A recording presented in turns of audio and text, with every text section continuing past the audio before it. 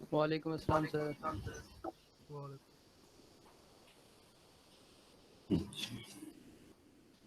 Students एक काम करें कि अपनी अटेंडेंस फॉर्म मार्क कर दें, अपना रोल नंबर लिख के प्रेजेंट सर लिख के चैट सेशन में एंटर कर दें।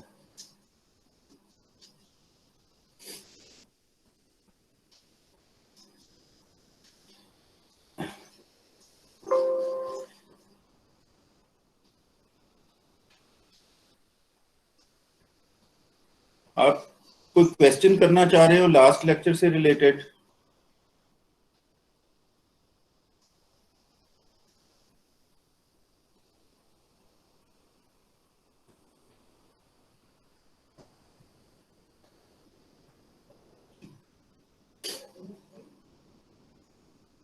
ना,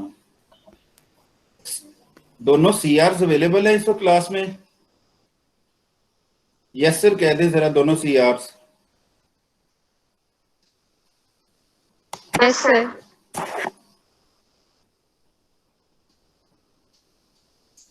अज़का आप भी हो?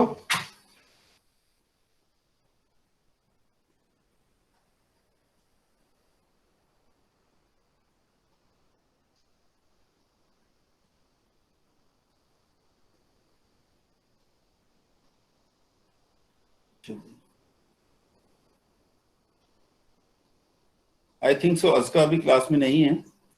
तो बेटा सिचुएशन ये है कि कल मॉर्निंग से मेरा जो इंटरनेट है वो बहुत ज्यादा प्रॉब्लम क्रिएट कर रहा है। हो सकता है ये क्लास जो है वो बड़ी स्मूथ चली जाए, हो सकता है इसमें कोई प्रॉब्लम आ जाए। तो अगर मैं डिस्कनेक्ट हो जाता हूँ तो चूंकि मैं प्रेजेंट कर रहा होता हूँ, समटाइम मुझे आइडिया नहीं होगा कि मैं डिस्कनेक्ट हो चुका हूँ।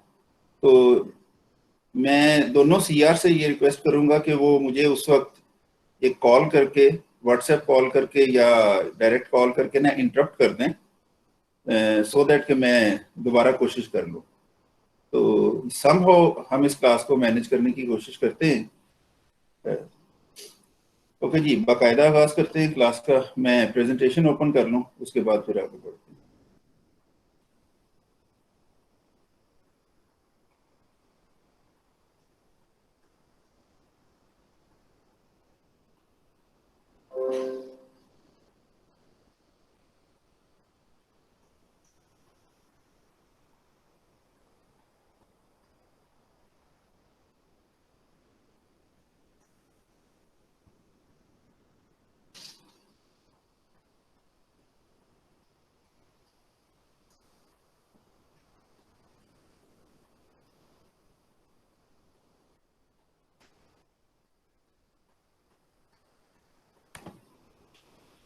तो स्टूडेंट्स, हम फाइल हैंडलिंग कर रहे थे। हमने ये समझा था कि फाइल्स जो हैं उनको ओपन क्लोज करना पड़ता है और हेडर इनक्लोज करना पड़ता है, फाइल वेरिएबल्स बनाने पड़ते हैं। Otherwise they are very much similar as console IO, यानी सी इन और सी आउट की तरह ही हैं। सिर्फ ये है कि हमें थोड़ा सा एक्स्ट्रा काम करने पड़ते हैं, उससे हमारी फाइल सिक्वेंशियल मोड में रीड या राइट हो जाती है। वही ऑपरेटर्स और वही फंक्शंस गेट लाइन वगैरह के हम उसी तरह यूज करते हैं। सिर्फ फर्क ये है कि जहां पर सी इन सी आउट लिखा जाता है वहां पर अप्रोप्रिएट फाइल वेरिएबल लिख लिया जाता है। एग्जाम्पल्स हमने की थी, एक वक्त में मल्टीपल फाइल्स ओपन की जा सकती हैं, वो हमने देखी हैं। मीनवाइल सी स्टाइल और C plus plus style strings जो हैं उनमें हमने थोड़ा सा डिफरेंस देखा, और जरूरत उसकी ये है कि प्रोबेबली रिलेटिवली ओल्डर कंपाइलर्स के अंदर जो ओपन का फंक्शन है वो सी स्टाइल स्ट्रिंग डिमांड करता है, तो स्ट्रिंग वेरिएबल वहां यूज नहीं हो सकता अगर हमें रिक्वायर्ड हो। तो फाइल होती क्या है?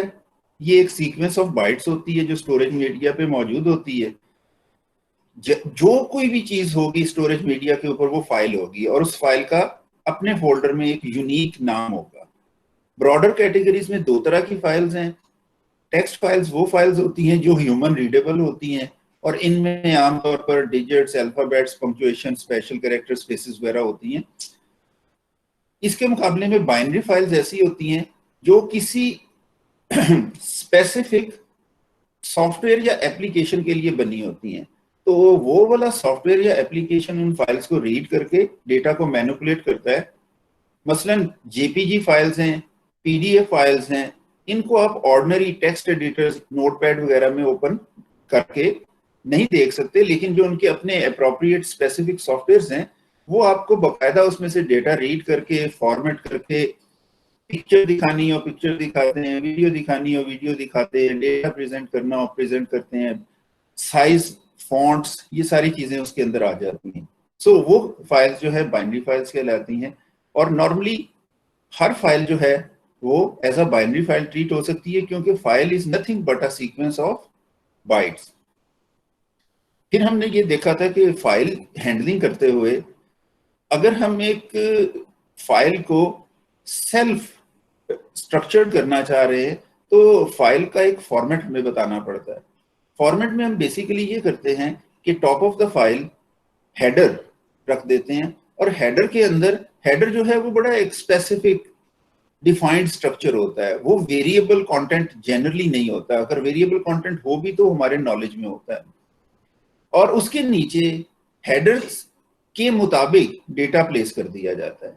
सो डेटा असल चीज होती है, हेडर जो है वो डेटा के मुतालिक इंफॉर्मेशन होती है। अगर एक सिंपल फाइल स्ट्रक्चर का मैं जिक्र करूं तो जो आपको मैंने लैब कल अपलोड की थी उसमें मैंने कहा था कि आप फाइल में अगर 10 इंटीजर्स लिख देने हैं तो पहली लाइन पे 10 लिख दें, the count of data in the file. अब अगर फाइल के अंदर डेटा जो है वो 85 है, 85 वैल्यूज हैं, तो वो सबसे पहली लाइन पे 85 लिखा होगा। इसका मतलब ये कि रेस्ट ऑफ द फाइल में से आपने 85 वैल्यूज पढ़नी है और उसमें 85 वैल्यूज होनी भी चाहिए। तो हेडर बहुत सिंपल है।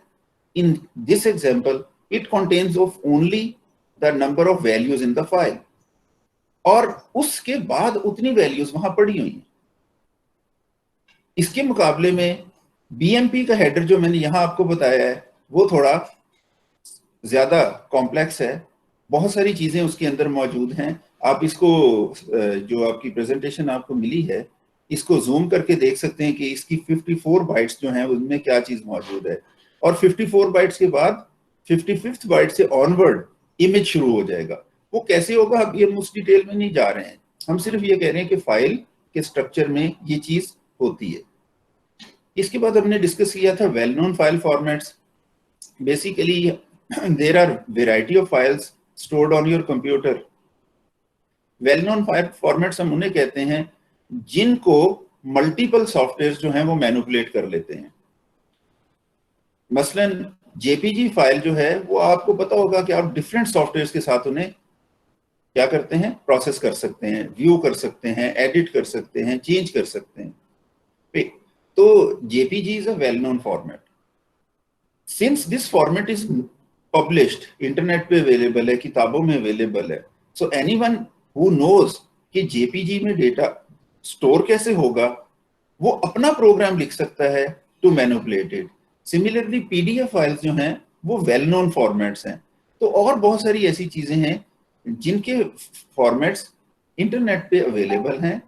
हमें क्या करना होगा, हमें अगर उसे प्रोसेस करना है पीडीएफ को अपने C++ के प्रोग्राम में, तो उससे पहले हमें प्रोग्रामिंग करने से पहले पीडीएफ का फॉर्मेट अंडरस्टैंड करना होगा। और पीडीएफ चूंकि एक कॉम्प्लिकेटेड स्ट्रक्चर है, उसका जो फॉर्मेट है हो सकता है वही मल्टीपल पेजेस पर मुश्तमिल हो। तो हमें बाकायदा एक वीक का शायद कोर्स करना पड़े, एक मंथ का कोर्स करना पड़े, just to understand the format of PDF. इसके मुकाबले में कुछ फाइलों के फॉर्मेट्स बड़े सिंपल होते हैं। उनमें से एक एग्जांपल ये वाली है। इस एग्जांपल में मैंने जिक्र किया है एक पोर्टेबल पिक्सेल मैप फाइल का।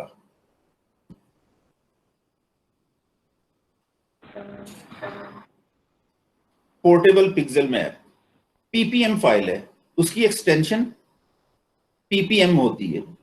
पीपीएम फाइल को अगर एक सॉफ्टवेयर है इरफान व्यू, या और भी बहुत सारे सॉफ्टवेयर इंटरनेट से डाउनलोड हो सकते हैं, उसके जरिए हम अगर ओपन करें तो वो वाली फाइल जो है वो एज अ इमेज डिस्प्ले होती है।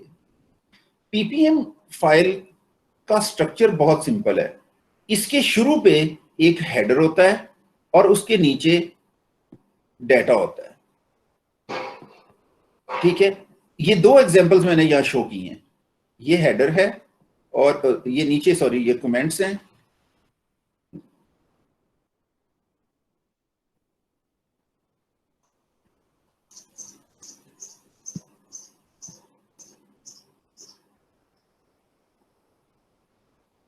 ये इसका हेडर है और ये इसका डेटा है। यहाँ इसकी एक्सप्लेनेशन जो है उसके लिए मैं एक डॉक्यूमेंट अपलोड कर दूंगा, आप उसे देख लीजिएगा। हर वो फाइल जो पीपीएम कहलाती है, ये 3 कैटेगरीज में बेसिकली होती हैं। ये नेट बीएम पेज जो है, वहां से हम इसको फर्दर फाइंड आउट कर सकते हैं कि ये नेट बीपीएम पेज से हमें इसके मुतालिक इंफॉर्मेशन मिल सकती है। बहरहाल मैं आपको लिटिल बिट इंफॉर्मेशन इसकी देता हूं।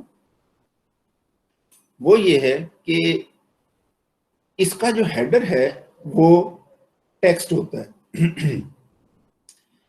पहले दो करेक्टर्स P1 से P6 होंगे, P1 से P6 तक होंगे। इनमें से P1 और P4 जो हैं, ये फाइल्स कहलाती हैं PBM, पोर्टेबल बिटमैप। ये ब्लैक एंड वाइट फाइल्स होती हैं। इनमें जो डेटा होता है वो या 0 होता है या 1 होता है। 0 रिप्रेजेंट करता है ब्लैक को, 1 रिप्रेजेंट करता है व्हाइट को, और ये files completely black and white होती हैं। उसके मुकाबले में ये जो P2 और P5 हैं, ये PGM फाइल्स कहलाती हैं, पोर्टेबल ग्रे मैप फाइल्स। इनमें जो डेटा होता है उसमें इमेज तो ब्लैक एंड व्हाइट होता है, लेकिन उसमें डिफरेंट शेड्स ऑफ ग्रे होते हैं। तो आप ये कह सकते हैं कि ये ब्राइट कलर है, ये डार्क कलर है, ये मजीद डार्क है और ये टोटल ब्लैक है।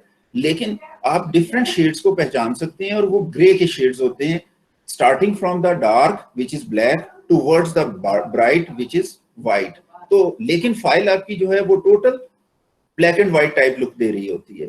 इसके बाद एक तीसरा जो ऑप्शन है वो है P3 और P6। ये कहलाती हैं PPM files, portable pixel map.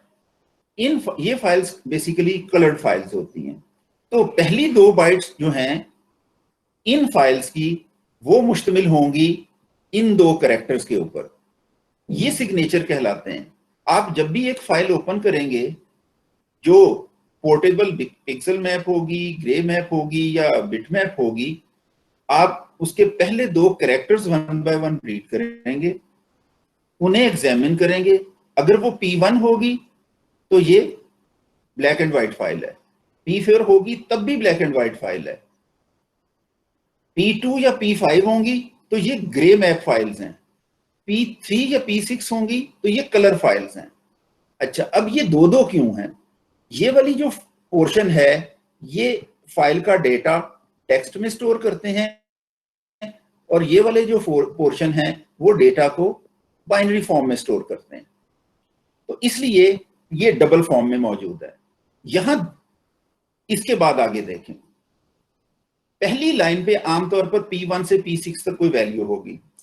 उसके बाद हमने ऐसे तमाम स्ट्रिंग्स जो शार्प साइन से शुरू होंगे और आगे चलेंगे, उन्हें एक एंड ऑफ लाइन तक इग्नोर करना है।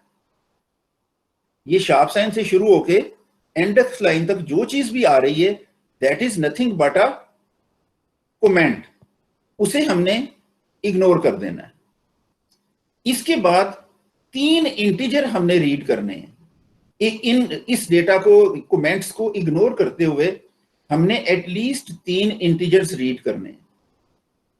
और वो 3 इंटीजर्स कौन से हैं? उनमें से सबसे पहला जो इंटीजर हम रीड करेंगे वो विड्थ ऑफ द फाइल होगी। क्या होगी? विड्थ। ये 24 जो है ये विड्थ है, विड्थ ऑफ द इमेज। उसके बाद जो नेक्स्ट हम रीड कर रहे हैं वो है 7। ये 7 जो है ये हाइट ऑफ द इमेज है, और उसके बाद हम एक और रीड कर रहे हैं वैल्यू, ये कलर या ग्रे लेवल की डेप्थ है। इसके बाद अगर बैकस्लैश एन होगा तो उसको हमें इग्नोर करना होगा।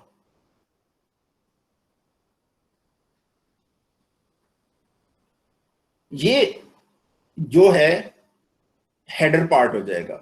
वंस हेडर पार्ट हम रीड कर लेंगे तो हमें ये पता लग जाएगा कि हमारा जो इमेज है वो किस तरह का है, बिट मैप है, ग्रे मैप है या पिक्सल मैप है, उस इमेज में कितनी कॉलम्स हैं या उसकी विड्थ कितनी है, उसमें कितनी रोज हैं या उसकी हाइट कितनी है, और उसमें कितने डिफरेंट शेड्स हैं एक कलर के। अब इसकी एक्सप्लेनेशन के ऊपर आ जाएं तो यहां देखें कि ये लिखा हुआ है 15। इसका मतलब है कि इस फाइल में जो डेटा है वो 0 से लेके 15 तक कोई भी वैल्यू हो सकती है। 0 का मतलब होगा ब्लैक, और 15 का मतलब होगा व्हाइट, और 7 का क्या मतलब होगा, ग्रे। यहां पर एक वैल्यू होगी 12, दिस इज ब्राइट ग्रे। यहां पर एक वैल्यू होगी 4, दिस इज डार्क ग्रे। और इसी तरह से मुझे 15 डिफरेंट शेड्स ऑफ ग्रे मिल जाएंगे। तो अब आप नीचे अगर इस डेटा पे फोकस करें जो कि यहां से लेके यहां तक मौजूद है, तो उसमें बहुत सारी वैल्यूज जो हैं वो 0 हैं। 0 आपको इस साइड के ऊपर एज ए इमेज नजर आ रहा है, तो ये बहुत सारा पोर्शन जो है वो ब्लैक है। उसके मुकाबले में अगर आप इसे देखें तो कुछ वैल्यूज इसमें 3 हैं, जो कि आप यूं देख सकते हो कि ये वैल्यूज 3 हैं। तो वो यहां पर अगर आप इस वक्त अंडरस्टैंड कर रहे हैं तो वहां पर भी आपको एक इसी तरह का स्ट्रक्चर मिल रहा है जो मैंने यहां पर बनाया है। इसके बाद अगर आप देखें तो यहां पर कुछ वैल्यूज यूं करके 7 है। 7 is a bigger number than 3, तो ये ज्यादा ब्राइट है, तो यहां पर आपको ये नजर आ रहा है। इसके बाद there is 11। 11 is more bright than 7 and 3, तो ये उसके बाद जो ये चीज है ये आपको फर्दर ब्राइट नजर आ रही है। And lastly there is something like this which is 15। 15 is white, ये आपको व्हाइट नजर आ रहा है। तो यहां अगर आप देखें तो जीरोस के अलावा 3, 7, 11 और 15 वैल्यूज हैं। 3 वैल्यूज इस तरह से रेंज है कि आपको एक लेटर एफ लग रहा है। 7 और 15 इस तरह रेंज है कि आपको एक लेटर ई लग रहे हैं, और उसके बाद 15 इस तरह से है कि वो आपको पी लग रहा है। तो ये एक छोटी सी सादा सी फाइल है, टेक्स्ट फाइल है। आप इसे नोटपैड में ओपन करें, ये आपको नजर आएगी। लेकिन जब आप इसे इरफान व्यू सॉफ्टवेयर के साथ ओपन करेंगे तो ये एज ए इमेज नजर आएगा, छोटा सा इमेज होगा जिसमें सिर्फ 7 पिक्सल्स होंगे, तो सॉरी 7 रोज होंगी पिक्सल्स में, और ये बिल्कुल एक आइकन से भी छोटा आपको इमेज नजर आएगा, और फीट लिखा हुआ होगा। अब आ जाए इसके नीचे वाली फाइल।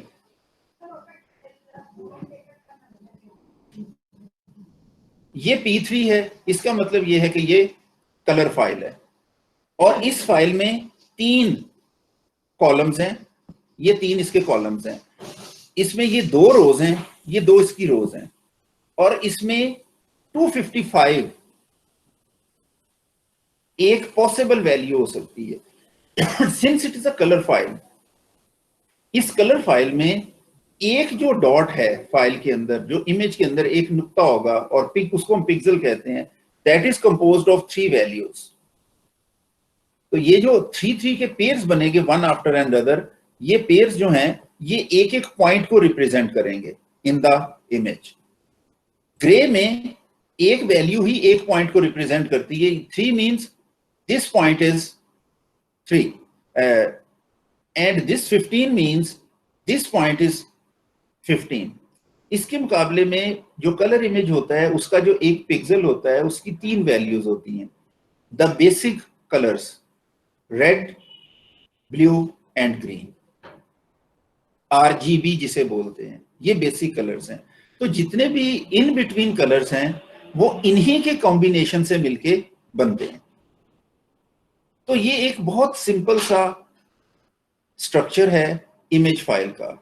इसके मुकाबले में PNG फाइल्स होती हैं, JPG फाइल्स होती हैं, TIFF फाइल्स होती हैं, बहुत सारी फाइल्स हैं जो इमेजेस को रिप्रेजेंट करती हैं, लेकिन उन फाइल्स के जो स्ट्रक्चर्स हैं वो इससे कहीं ज्यादा कॉम्प्लिकेटेड हैं। तो अब मैं इसके बाद आगे चलता हूं।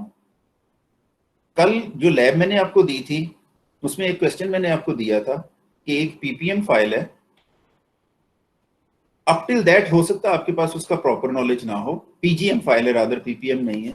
तो मैंने उसे कहा था कि, और उसमें से मैंने कमेंट्स वगैरह रिमूव कर दिए थे, मैंने आपसे ये कहा था कि इसकी पहली 4 लाइनों में जो कुछ भी पड़ा हुआ है उसको इग्नोर कर दें, रीड करें, डिस्कार्ड कर दें, भूल जाएं कि वहां कुछ लिखा हुआ है। उसके नीचे let me open that file.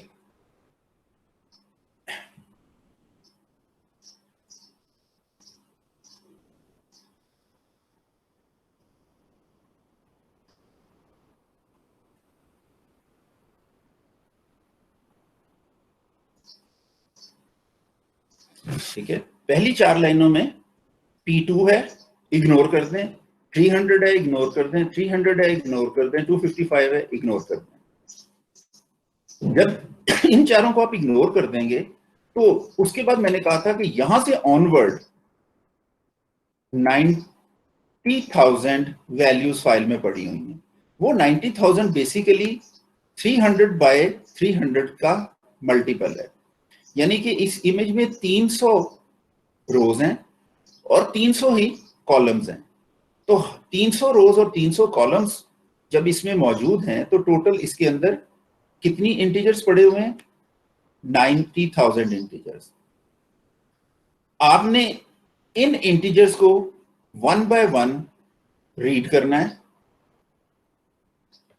और एक और फाइल में ये वाली वैल्यूज हार्ड कोड करनी है एज फर्स्ट 4 लाइंस, और इन वैल्यूज को आपने रिवर्स करके लिख देना है।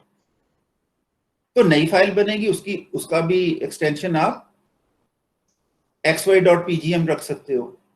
तो अब इसके बाद ये तो आपने फाइल पढ़ी, रीड की, जितनी समझ थी उसको प्रोसेस किया, रिवर्स करके लिख लिया। मगर इसके बाद मैंने कहा था कि आपने इरफान व्यू सॉफ्टवेयर इंस्टॉल करना है और उससे आपने इस फाइल को ओपन करना है। तो अभी ये जो PGM फाइल मैंने आपको इस तरह दिखाई है, जब मैं इसको इरफान व्यू सॉफ्टवेयर से डबल क्लिक करता हूं तो ये मुझे एज अ एरो नजर आता है, और इसकी डायमेंशंस जो हैं वो 300 बाय 300 है। ये इसमें 300 छोटे छोटे छोटे छोटे छोटे छोटे पॉइंट्स हैं जिनको पिक्सेल्स कहते हैं, और 300 इस तरफ हैं। हर पिक्सल की कोई ना कोई वैल्यू है, कुछ वैल्यूज ब्लैक है, कुछ वैल्यूज ग्रे हैं, कुछ वैल्यूज व्हाइट हैं। वो अगर आप यहाँ से डेटा देखेंगे तो आपको आइडिया हो जाएगा कि कुछ बड़ी बड़ी वैल्यूज हैं, वो ज्यादा ब्राइट होंगी। आगे चलेंगे कुछ वैल्यूज रिलेटिवली छोटी होनी शुरू हो जाएंगी, वो कम ब्राइट होंगी। तो इस तरह से आपको डेटा मिलेगा, लेकिन ये डेटा इसके अंदर सिर्फ इंटीजर्स की शक्ल में अरेंज हुआ है, और वो अरेंजमेंट जो है वो ये है कि पिक्सेल्स जो हैं वो टॉप से लेफ्ट की तरफ जाती हैं। जब 300 खत्म हो जाती है तो फिर अगली रो की 300 वैल्यूज आती हैं, फिर उससे नेक्स्ट रो की 300 वैल्यूज आती हैं, फिर नेक्स्ट रो की, और अल्टीमेटली आखिरी रो की 300 वैल्यूज आ जाती हैं। वो इस फाइल में एक सीक्वेंस में पड़ी हुई होती है। अब जब आप सीक्वेंस बदल देंगे तो नेचुरली जिन्होंने अभी तक ये कोड को एग्जीक्यूट करके देख लिया उनको आइडिया होगा कि इमेज रिवर्स हो जाता है। सो मैं आपको यहां पर इस एग्जांपल को भी करके भी दिखा देता हूं।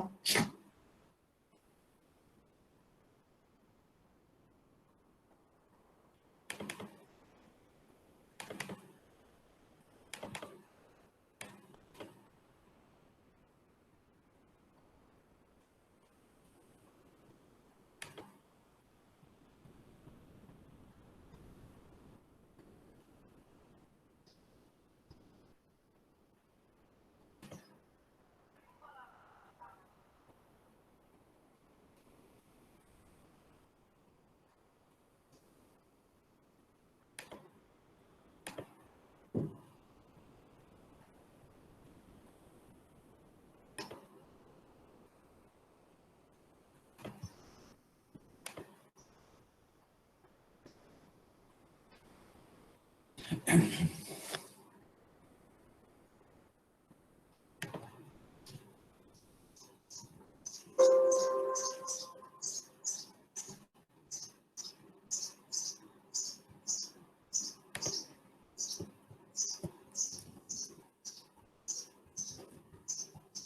ppm.cpp एक फाइल है, इसको मैंने कंपाइल किया है, ये कंपाइल हो गई है। मैंने ppm फाइल .exe जो बनी है इसको मैं रन कर रहा हूं, और इसको रन करने के साथ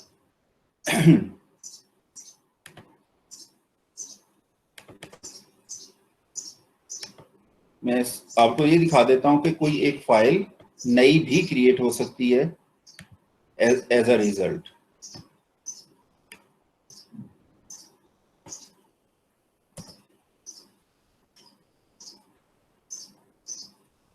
कोई नई फाइल इस वक्त बनी है या नहीं? ये 14 अप्रैल को एक फाइल बनी है, बाकी फाइलें जो हैं वो डिफरेंट डेट्स की हैं। तो ये जो इस वक्त फाइल बन गई है, लेट इट ओपन। मैं कोड में आता हूं आपके सामने, इस कोड को खोलता हूं, ppm का कोड किधर है।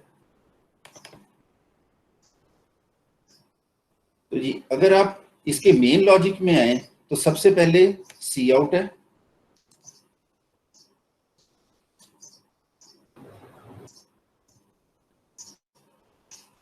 सी आउट आप अगर कोड में देखें तो वो नजर आ रहा होगा आपको, यही लिखा हुआ है जो यहां लिखा हुआ है, दिस में take some time please wait, this में take some times please wait.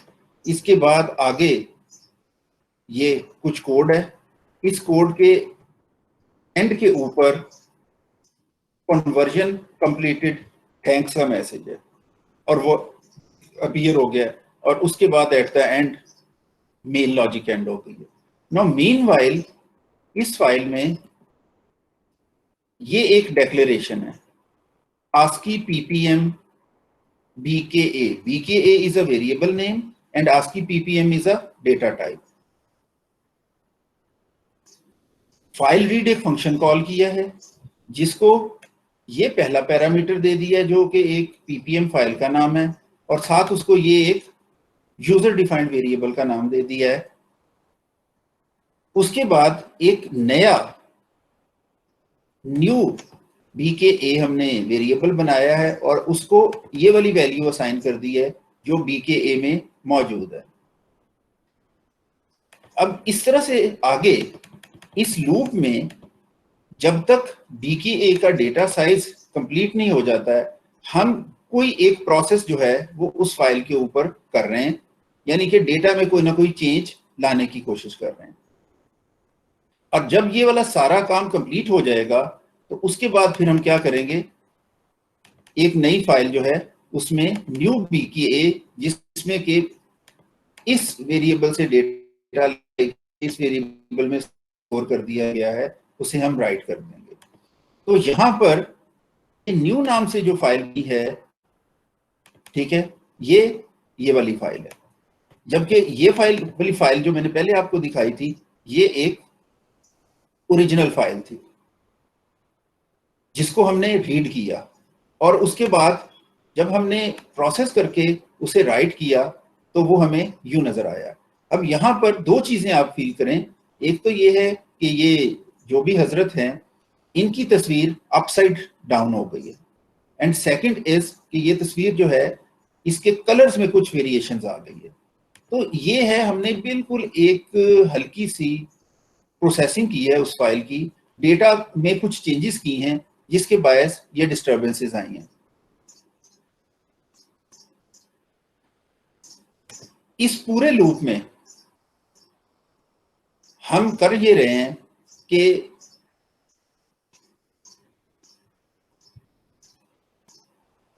जो ith वैल्यू है ओरिजिनल इमेज के डेटा की, उसको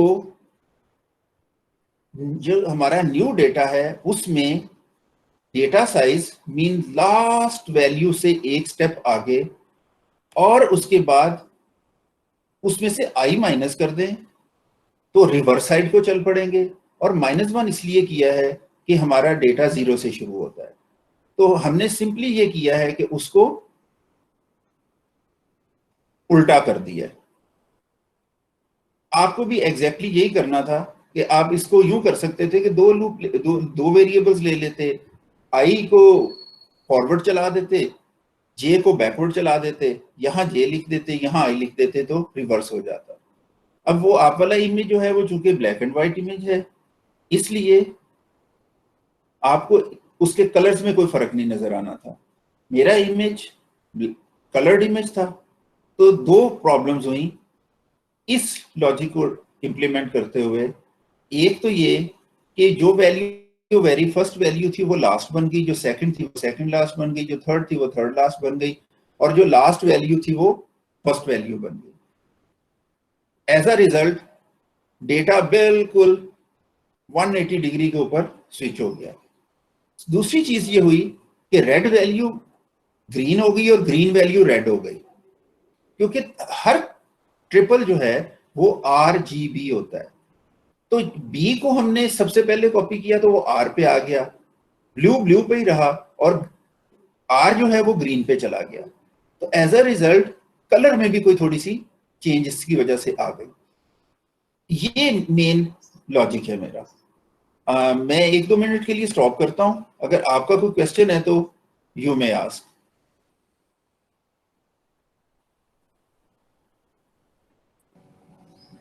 सर हमने बेसिकली -1 से किया चेंज उसको। फाइन, देखिए ये कोई ऐसा वो कॉम्प्लिकेटेड काम नहीं है। हमने ना डेटा को रिवर्स करना है, ठीक है। डेटा को रिवर्स करने का मतलब क्या है, मैं बोर्ड के ऊपर आके आपको थोड़ा सा आइडिया देने की कोशिश करता हूं।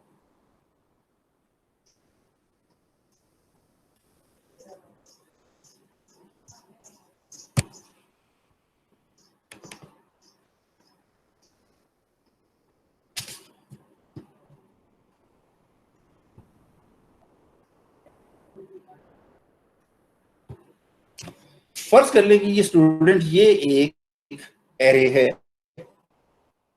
ये उसमें वैल्यूज जो भी पड़ी हुई हैं, ये एरे 0 1 2 3 इंडेक्स से लेके, मैं एग्जांपल देता हूं कि 99 इंडेक्स तक के एरे है। इस एरे का नाम ए है। अगर मैं ये लिखूं i is equal to 0 while I is less than 100, a of 100 minus I minus 1 is equal to a of I is equal to I plus 1 bracket close. तो ये वाला जो लॉजिक है, ये लॉजिक क्या करेगा? अब यहां पर एक चीज और साथ ही मैं वाजे कर दूं कि एरे का साइज जो है वो 100 है। This 100 is nothing but size of the array. I 0 है, ये चीज पॉइंट हो रही है। 100 में से 0 सब्ट्रैक्ट करें और 1 मजीद सब्ट्रैक्ट कर दें तो आपके पास 99 आ जाएगा। यानी कि जो वैल्यू यहां पर पड़ी हुई थी उसको आप यहां पर कॉपी कर रहे हैं। अगली आइट्रेशन में i 2 हो जाएगा। सो i अगली आइट्रेशन में 2 हो गया। 100 minus 2 minus 1,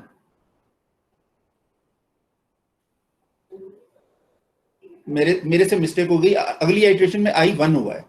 100 minus 1 minus 1 is 98। तो ये जो फर्स्ट वैल्यू है वो मूव करेगी यहां पे। तीसरी आइट्रेशन में i जो है वो 2 हो जाएगा। 100 माइनस 2 माइनस 1 इज 97। तो तीसरी वैल्यू जो 2 वैल्यू है वो यहां पर मूव करेगी। इस तरह आप देखें कि जो वैल्यू फर्स्ट है वो लास्ट पे चली जाएगी, जो सेकंड है वो सेकंड लास्ट हो जाएगी, जो थर्ड है वो थर्ड लास्ट हो जाएगी। अब एक स्टेज ऐसी आएगी जब i की वैल्यू 99 होगी या 98 होगी। जब 98 होगी तो 100 में से आप 98 सब्ट्रैक्ट करें 2 आएगा, उसमें से 1 मजीद सब्ट्रैक्ट कर दें, 1 आ जाएगा 98। 100 में से 98 सब्ट्रैक्ट कीजिए, 2 आ गया, तो ये 98 बेसिकली है ही नहीं, ये जिसके ऊपर मैंने एरो लगाया ये 97 है, ठीक है। तो 100 में से 97 सब्ट्रैक्ट करें, 3, उसमें से एक और सब्ट्रैक्ट करें 2, तो ये वाली जो वैल्यू है ये आपकी इस इंडेक्स पे चली जाएगी। जब 98 होगा तो जो वैल्यू आएगी वो इस इंडेक्स पे चली जाएगी, और जब आई की वैल्यू 99 होगी तो वो 99 की जो वैल्यू है वो यहां से यहां पर चली जाएगी, और जब आई की वैल्यू 100 होगी तो लूप खत्म हो जाएगा। तो मेरा ख्याल है यहां से आप ये चीज अंडरस्टैंड कर रहे हैं कि if this is data size 100, तो ये जो एक्सप्रेशन है ये ith वैल्यू को इस एक्सप्रेशन के जरिए बेसिकली पूरी एरे के अंदर रिवर्स ऑर्डर में मैनेज कर देता है। ठीक है जी, यहां क्लियर है? कोई और क्वेश्चन हो? सर ये ओवरराइट हो रहा है तो ये तो 50 तक नहीं जाएगा? नहीं, बस ओके ओके, यहां जो मैंने एग्जांपल दी है उसमें मैंने खुद इसको शॉर्ट रखा है। वो जो वहां मेरा कोड है वहां मेरे पास 2 डिफरेंट स्ट्रक्चर्स हैं। एक स्ट्रक्चर जो है वो न्यू BKA है और दूसरा BKA है, उनकी अपनी अपनी एरेज हैं। So don't worry about it. आप सही कह रहे हैं, अगर एक एरे होगी तो हाफ एरे ओवरराइट हो जाएगी और rest of the half array जो है वो यहां है। एक्चुअली 2 एरेज हैं। इट्स माय मिस्टेक कि जब मैं यहाँ इलस्ट्रेट कर रहा था मैंने 2 एरेज नहीं बनाई थी, सिर्फ आपको एक चीज इस एक्सप्रेशन के ऊपर फोकस करके आपको मैंने समझाया था कि इस एक्सप्रेशन का क्या रिजल्ट होगा। 2 एरेज होंगी तो क्या होगा, ये यहाँ यूं मूव करना शुरू कर देंगे ना, और अल्टीमेटली ये यूं दूसरी एरे में आ जाएंगे, तो पूरी एरे रिवर्स हो जाएगी। सो इन माय एग्जांपल जो मैंने कोड आपको दिखाया है उसमें 2 डिफरेंट एरेज हैं, 2 डिफरेंट स्ट्रक्चर्स हैं। जी स्टूडेंट को और क्वेश्चन हो? सर कलर चेंजिंग का दोबारा बता दें। ओके, कलर चेंजिंग का ये है कि चूंकि ये कलर्ड फाइल है,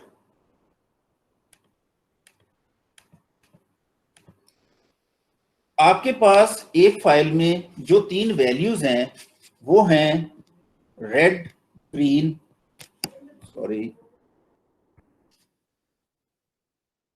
अगर वो रेड, ग्रीन, ब्लू हैं, उसके बाद ये एक पिक्सल है, उसके बाद दूसरी पिक्सल का अपना रेड, ग्रीन, ब्लू है, फिर तीसरी पिक्सल का अपना रेड, ग्रीन, ब्लू है, और इसी तरह चलते चलते चलते लास्ट पिक्सल का अपना रेड, ग्रीन, ब्लू है। लेकिन जब हम इसे एरे में हम एक एरे में रखें, अगर तो हम इसे 3 डिफरेंट एरेज में रख लेना, आर की अलहदा एरे बना लें, जी की अलहदा एरे बना लें, बी की अलहदा एरे बना लें, तो हमारा प्रॉब्लम नहीं होगा। हमने बेसिकली एरे की 0th लोकेशन पे इसे रखा हुआ है, फर्स्ट पे इसे रखा हुआ है, सेकंड पे इसे रखा हुआ है, third, fourth, fifth, so on. तो जब हम एक ही एरे को, अभी जो मैंने प्रीवियस एग्जांपल दी है, उसको रिवर्स करेंगे तो ये लास्ट में जो कंपोनेंट है ये ब्लू का है, ये ब्लू का कंपोनेंट इस आर के कंपोनेंट को ओवरराइड कर देगा। इसके बाद ये वाला ग्रीन ग्रीन पे आएगा, और ये वाला जो रेड है वो इसके ब्लू को ओवरराइड करेगा। तो इसकी वजह से ग्रीन कंपोनेंट रेड बन जाएगा और रेड कंपोनेंट ग्रीन बन जाएगा। पहली पिक्सल में ये चेंज आ जाएगी। तो अगर थोड़ा सा इंटेलिजेंटली उसको हम प्रोसेस करेंगे कि रेड रेड की जगह पे जाए, ग्रीन ग्रीन की जगह पे जाए, और ब्लू ब्लू की जगह पर जाए, क्योंकि फर्स्ट पिक्सल में 3 वैल्यूज हैं, वो 3 वैल्यूज अपनी अपनी जगह पर मूव करें। इसके बाद ये जो RGB है सेकंड लास्ट पे, ये सेकंड RGB के साथ अप्रोप्रिएटली स्वैप हो। ये थर्ड जो RGB है ये थर्ड RGB के साथ अप्रोप्रिएटली स्वैप हो, तो कलर में चेंज नहीं आएगी, सिंपली इमेज जो है वो रोटेट होगा। तो दिस इज द रीजन कि हमने अपनी कोडिंग जो है वो 3 डिफरेंट एरेज को लेके नहीं की है, हमने एक ही एरे में रखा है, और यहां पर एक ब्लाइंड कोड एग्जीक्यूट कर दिया है, जस्ट एरे को रिवर्स कर दो। According to the structure of the file हमें 3 एरेज लेनी चाहिए थी, वो नहीं ली है, इसकी वजह से ये प्रॉब्लम आ रही है। अभी मैं एक और एग्जांपल अगर आपको दूं, सॉर्ट ऑफ कि मैं इसको अनकमेंट करता हूं और इसको मैं कमेंट कर देता हूं, और उसके बाद मैं फाइल में वापस आके इसे कंपाइल करता हूँ, इसको रन करता हूँ, प्रोसेसिंग हो गई। अब अगर आप इधर जाके देखेंगे तो जो नई फाइल बनी होगी वो होगी तो सीधी, लेकिन कलर्स में चेंज आ गई होंगी।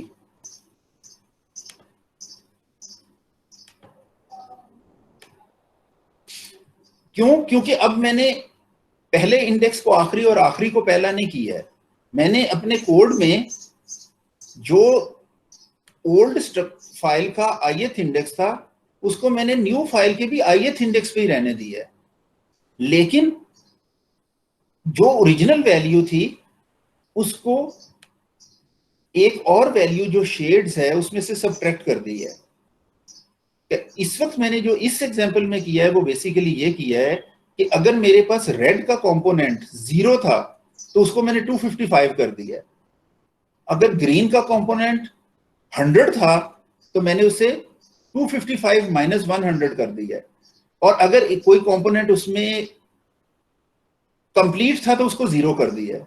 यानी कि मैंने लोकेशन तो नहीं बदली, लेकिन मैंने कलर्स को इन्वर्ट कर दिया है। इससे जो इमेज बना है वो एक्चुअली नेगेटिव इमेज बना है। We called this is the negative of the image. और ये इमेज को नेगेटिव आप अपने किसी भी इमेज प्रोसेसिंग सॉफ्टवेयर से कर सकते हैं। सो बेसिकली हम कोई भी छोटी मोटी जो प्रोसेसिंग है वो इस पे कर सकते हैं। तो ये दूसरा एस्पेक्ट है। कोई और क्वेश्चन हो आपका, किसी का भी?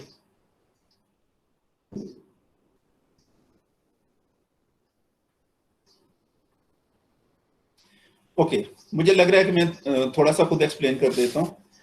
ये एक एग्जाम्पल समझें इसे। इस एग्जाम्पल में इमेजेस इन्वॉल्व हो रहे हैं और इमेजेस जो हैं they are not more than data stored in the file. All what you need is to understand how data is stored. ठीक है, उसमें हमने स्ट्रक्चर को देखना है। आप विकिपीडिया में इस जगह पर जाके नेट बीपीएम फाइल फॉर्मेट्स के स्ट्रक्चर्स देख सकते हैं। मैंने काफी हद तक आपको एक्सप्लेन भी कर दी हैं। उन स्ट्रक्चर्स की रोशनी में अगर मेरे पास कोई फाइल है, एक बीपीएम फाइल है, तो उसको कैसे प्रोसेस करना है उसकी एग्जांपल मैं यहां पे ली है। और ये एग्जांपल बेसिकली एक कलर फाइल के लिए। अब इस फाइल इसको शुरू से पढ़ें तो आईओस्ट्रीम आपको पता है हमने सी इन सी आउट के लिए और कुछ कामों के लिए इस्तेमाल करनी होती है। एफ स्ट्रीम इसलिए इस्तेमाल करनी है कि हमने फाइल हैंडलिंग करनी है। स्ट्रिंग्स हमने यूज करने हैं। stdlib इसमें एक दो ऐसी वो फंक्शंस हैं या कांस्टेंट्स हैं जिनको यूज किया है, इसमें से मैंने वो इस्तेमाल की है। यूजिंग आप सबको पता है। सो सबसे पहले मैंने यहाँ पर एक फंक्शन बनाया है और वो फंक्शन है इग्नोर कमेंट्स। जैसा कि मैंने आपसे बोला था कि फाइल में कमेंट्स हो सकते हैं, हमें कमेंट्स को इग्नोर करना है। तो एक ओपन फाइल का जो वेरिएबल है, इसको बोलें सर, ये CST वाला क्यों यूज किया है? cstdlib जो है इसमें से हमने ना मे बी कोई एक दो कांस्टेंट्स वगैरह इस्तेमाल किए हैं, जो फंक्शन इस्तेमाल किए हों। आप वो मेन के एंड पे देखेंगे ना, मैंने रिटर्न 0 नहीं लिखा हुआ, एग्जिट अंडरस्कोर सक्सेस लिखा हुआ। ठीक है, तो इस तरह के कुछ कांस्टेंट्स जो हैं वो शायद इसमें से मैंने यूज किए हैं। ठीक है, अच्छा। इग्नोर कमेंट का जो फंक्शन है इसको आप एक फाइल स्ट्रीम भेजते हैं। ये उस फाइल स्ट्रीम IF स्ट्रीम इसको मिलती है, इनपुट फाइल स्ट्रीम है। File already file stream open है। ओपन फाइल में से कुछ कैरेक्टर्स हो सकता है रीड कर लिए गए हों। उस ओपन फाइल स्ट्रीम में से हमने कमेंट्स को इग्नोर करना है। कमेंट्स को इग्नोर करने का मतलब क्या है कि अभी मैं आपको मिसाल दी थी यहाँ पे कि फाइल के अंदर कमेंट्स हो सकते हैं। मसलन ये फाइल है, इस फाइल में ये एक कमेंट है, ये किसी काम का नहीं है, ये सिर्फ टेक्स्ट फाइल में खोल के देखें तो है। ये इसका ना तो डेटा से ताल्लुक है, ना इसका कोई हेडर से ताल्लुक है। ये जस्ट ह्यूमन यूजर के लिए एक कमेंट है, तो इसको इग्नोर करना है। उसके लिए जो कोड मैंने आपको लिख के दिखाया है वो क्या है, वो है कि एक कैरेक्टर लें, व्हाइल ट्रू एक लूप लगा दें जो सॉर्ट ऑफ चलता जाएगा, फाइल में से वाइट स्पेसिस को स्किप कर दें। ये WS जो है ये रिजर्व वर्ड है, एक मैनिपुलेटर है, ठीक है, फाइल में से वाइट स्पेसिस को स्किप करने के लिए इस्तेमाल होता है। और उसके बाद फाइल में से पीक करें जो भी next non white space character है। जो नॉन वाइट स्पेस कैरेक्टर है उसे पीक करने का मतलब क्या है कि हम फाइल में से उसे एक्सट्रैक्ट नहीं कर रहे हैं, वो स्ट्रीम में भी पड़ा रहेगा लेकिन रिटर्न हो जाएगा इनटू द वेरिएबल C। अभी वो वहां से निकला नहीं है, नेक्स्ट जो भी इंस्ट्रक्शन जिसने उसे रीड करना है वो उसे पढ़ सकती है। सो अगर तो जो कैरेक्टर नेक्स्ट है which is going to read, उसकी आस्की वैल्यू 0 से 9 के बिटवीन है, मीन कि वो एक डिजिट है, तो हम इस इग्नोर कमेंट फंक्शन से रिटर्न कर जाएंगे। रिटर्न कर इसका मतलब ये है कि अगला जो कैरेक्टर है वो कोई डिजिट है, और डिजिट जो है उसको इग्नोर नहीं करना। हम कमेंट्स खत्म हो गए, हम इसे करेंगे। अगर अगला कैरेक्टर शार्प साइन है, इन दैट केस \n तक इतने कैरेक्टर्स इग्नोर कर दो, या एक लाइन में 10, 20, 50, 100 कैरेक्टर्स हो सकते हैं। जहां तक \n है वहां तक इग्नोर कर दो अगर C शार्प साइन है, क्योंकि शार्प साइन से जो चीज शुरू होगी वो एंड ऑफ लाइन तक कमेंट है। ये स्ट्रक्चर ऑफ नेटबीएम फाइल्स हमें बताती हैं। तो मैंने पूरी लाइन इग्नोर करने के लिए बेसिकली यहां पर एक बहुत बड़ा सा इंटीजर लिख दिया, जो कि लिखना जरूरी है। इग्नोर की रिक्वायरमेंट है, वो कहता है कितने कैरेक्टर्स मैक्सिमम इग्नोर करने हैं। ये डिलीमीटर होता है। डिलीमीटर का मतलब है कि अगर within this range delimiter आ जाएगा तो इग्नोर का प्रोसेस खुद को स्टॉप कर लेगा। सो पूरी लाइन इग्नोर कर दी। एल्स सिर्फ एक कैरेक्टर इग्नोर किया, कौन सा, जो नॉन डिजिट कैरेक्टर है। ये इग्नोर कमेंट्स का जो फंक्शन है ये कॉल होगा विद इन व्हाट, हेडर, क्योंकि जब वंस हेडर खत्म हो जाएगा फिर वो नहीं आएगा आपका जो डेटा है। और डेटा जो है, जो कलर वैल्यूज हैं, जो ग्रे वैल्यूज हैं, वो सारी की सारी इंटीजर्स है। आप इस फाइल को अगर देखें तो ये जितना भी डेटा है ये सारे का सारा इंटीजर्स पर मुश्तमिल है। इंटीजर्स में हमेशा डिजिट्स होते हैं। इसका जो हेडर है उसके पहले 2 कैरेक्टर्स तो P2 होंगे। आफ्टर P2 जो कि वेरी फर्स्ट 2 कैरेक्टर्स होंगे, हमारे पास जो हेडर होगा उसमें जो कुछ भी हो सकता है उसे हमने इग्नोर करना है। इस वाइट स्पेस को इग्नोर करना है विच इज LF, इस वाइट स्पेस को इग्नोर करना है विच इज LF, इस वाइट स्पेस को इग्नोर करना है, लेकिन कमेंट्स को भी इग्नोर करना है। अगर कोई चीज डिजिट है और उसके साथ वो नंबर बनता है तो इसको इग्नोर नहीं करना। तो ये इग्नोर कमेंट का फंक्शन है, ये आपको बार बार देखना पड़ेगा, इसको समझना पड़ेगा। इसको इससे बेहतर भी किया जा सकता है। ये कमेंट्स को इग्नोर कर देगा विद इन द फाइल। इसके बाद नीचे आए तो ये मैंने एक अपने तौर पे एक स्ट्रक्चर बनाया है एक PPM फाइल के लिए। स्ट्रक्चर क्या है, 2 कैरेक्टर्स का हेडर है, क्योंकि हर नेट BPM फाइल में very first 2 characters are signatures और हेडर्स। मैंने उसका नाम यहाँ हेडर रख दिया। उसके बाद विड्थ होती है उस फाइल के अंदर। मैं इस फाइल को दोबारा ओपन करता हूं। इसके बाद P2 के बाद जो भी इंटीजर आपको नजर आएगा ना वो विड्थ होगी। तो ये जो 200 है ये विड्थ है। इसके बाद मैंने एक हाइट बना ली है वेरिएबल। उसके बाद मैंने एक शेड्स नाम का वेरिएबल बनाया है। तो ये तीनों इंटीजर्स हैं जो हेडर पार्ट में मौजूद हैं। वो मल्टीपल लाइंस पे हों, वो तीनों सेम लाइंस पे हों, जैसे भी हों, they are 3 integers which you have to read from the file. उसके बाद यहां जो बैकस्लैश एन है उसे जब इग्नोर कर देंगे, इस 0 पे आ जाएंगे तो हमारा डेटा शुरू हो जाएगा। इसके बाद नेक्स्ट क्या है, ये तो पार्ट हो गया कि हमें हेडर में क्या चीजें हैं, डेटा कितना है। Since the file is ppm file, उसमें इतने कॉलम्स हैं, इतना उसकी विड्थ है, इतने उसमें रोज हैं, और चूंकि वो पीपीएम फाइल है तो विड्थ इंटू हाइट इंटू 3, इतनी वैल्यूज उसमें मौजूद होंगी। This 3 is for R, G and B separately. हर पिक्सल जो है वो इंडिपेंडेंट है, उसमें 3 वैल्यूज हैं और टोटल पिक्सल्स जो है वो इतनी है। तो डेटा साइज कितना हो गया, width into height into 3। To process 300 by 300 images, we requires an array of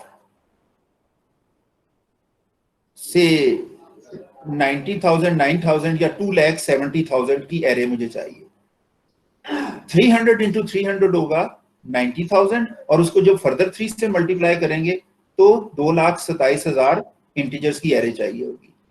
अब मैंने चूंकि हर वैल्यू 255 से बड़ी नहीं हम रखते हैं, तो एक अनसाइंड 4 को अगर हम एज ए इंटीजर लें तो उसके अंदर भी हम 0 से लेकर 255 तक वैल्यू स्टोर कर सकते हैं। तो मैंने शॉर्ट इंट लेने की बजाय या इंट लेने की बजाय अनसाइंड 4 यहां पे ले लिया। तो बेसिकली ये जो एक आस्की पीपीएम नाम का स्ट्रक्चर है, इस स्ट्रक्चर में पूरी फाइल का डेटा मौजूद होगा, उसमें एरे भी मौजूद होगी जो मुझे चाहिए एज अ नेम डेटा, और बाकी डेटा का साइज कितना है वो भी मैंने इसी में रख लिया है।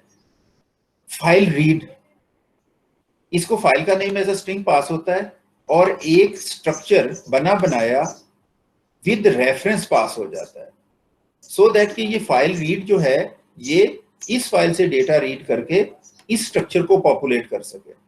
तो एज अ वेरी फर्स्ट हमने इनपुट फाइल स्ट्रीम में उस फाइल को ओपन कर लिया। अगर वो फाइल ओपन हो गई तो गुड, वरना हमने ये मैसेज दे दिया। इसमें थ्रो क्या है वो अभी हमने पढ़ना है, वो हम बाद में पढ़ देंगे। Throw mean some sort of program, function से एग्जिट कर जाओ। इसके बाद इमेज में से जस्ट एक कैरेक्टर रीड किया, क्योंकि header of 0 is of 4 data type. File से एक कैरेक्टर रीड किया, फिर फाइल से एक और कैरेक्टर रीड किया।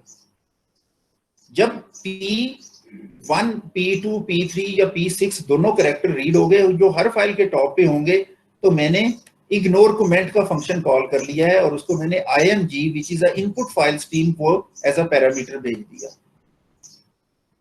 इसने सब कुछ इग्नोर कर देना है, मगर जब डिजिट आएगा तो ये डिजिट को रीड किए बगैर वापस आ जाएगा। और नेक्स्ट वैल्यू जो इमेज में पड़ी हुई है, यानी कि फाइल में पड़ी हुई है, वो विड्थ है, तो मैंने विड्थ रीड कर ली। विड्थ के बाद भी कमेंट्स हो सकते हैं।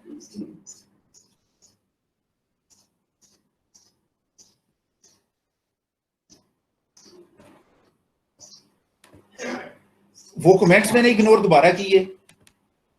जब विड्थ रीड हो गई, फिर मैंने हाइट रीड कर ली। उसके बाद पॉसिबली कमेंट्स हो सकते थे, वो इग्नोर कर दिए। अब मेरे पास विड्थ और हाइट आ। ये सेशन मैं ऑफलाइन रिकॉर्ड कर रहा हूँ। उसका मकसद ये है कि सुबह लेक्चर में जो इंटरनेट की वजह से प्रॉब्लम्स आई हैं, उनकी वजह से जो थोड़ा सा हमारा लेक्चर कंक्लूड होने वाला रह गया था, उसको कंप्लीट कर जी स्टूडेंट्स, हमने फाइल में से के हेडर में से विड्थ और हाइट जो है वो रीड कर ली है।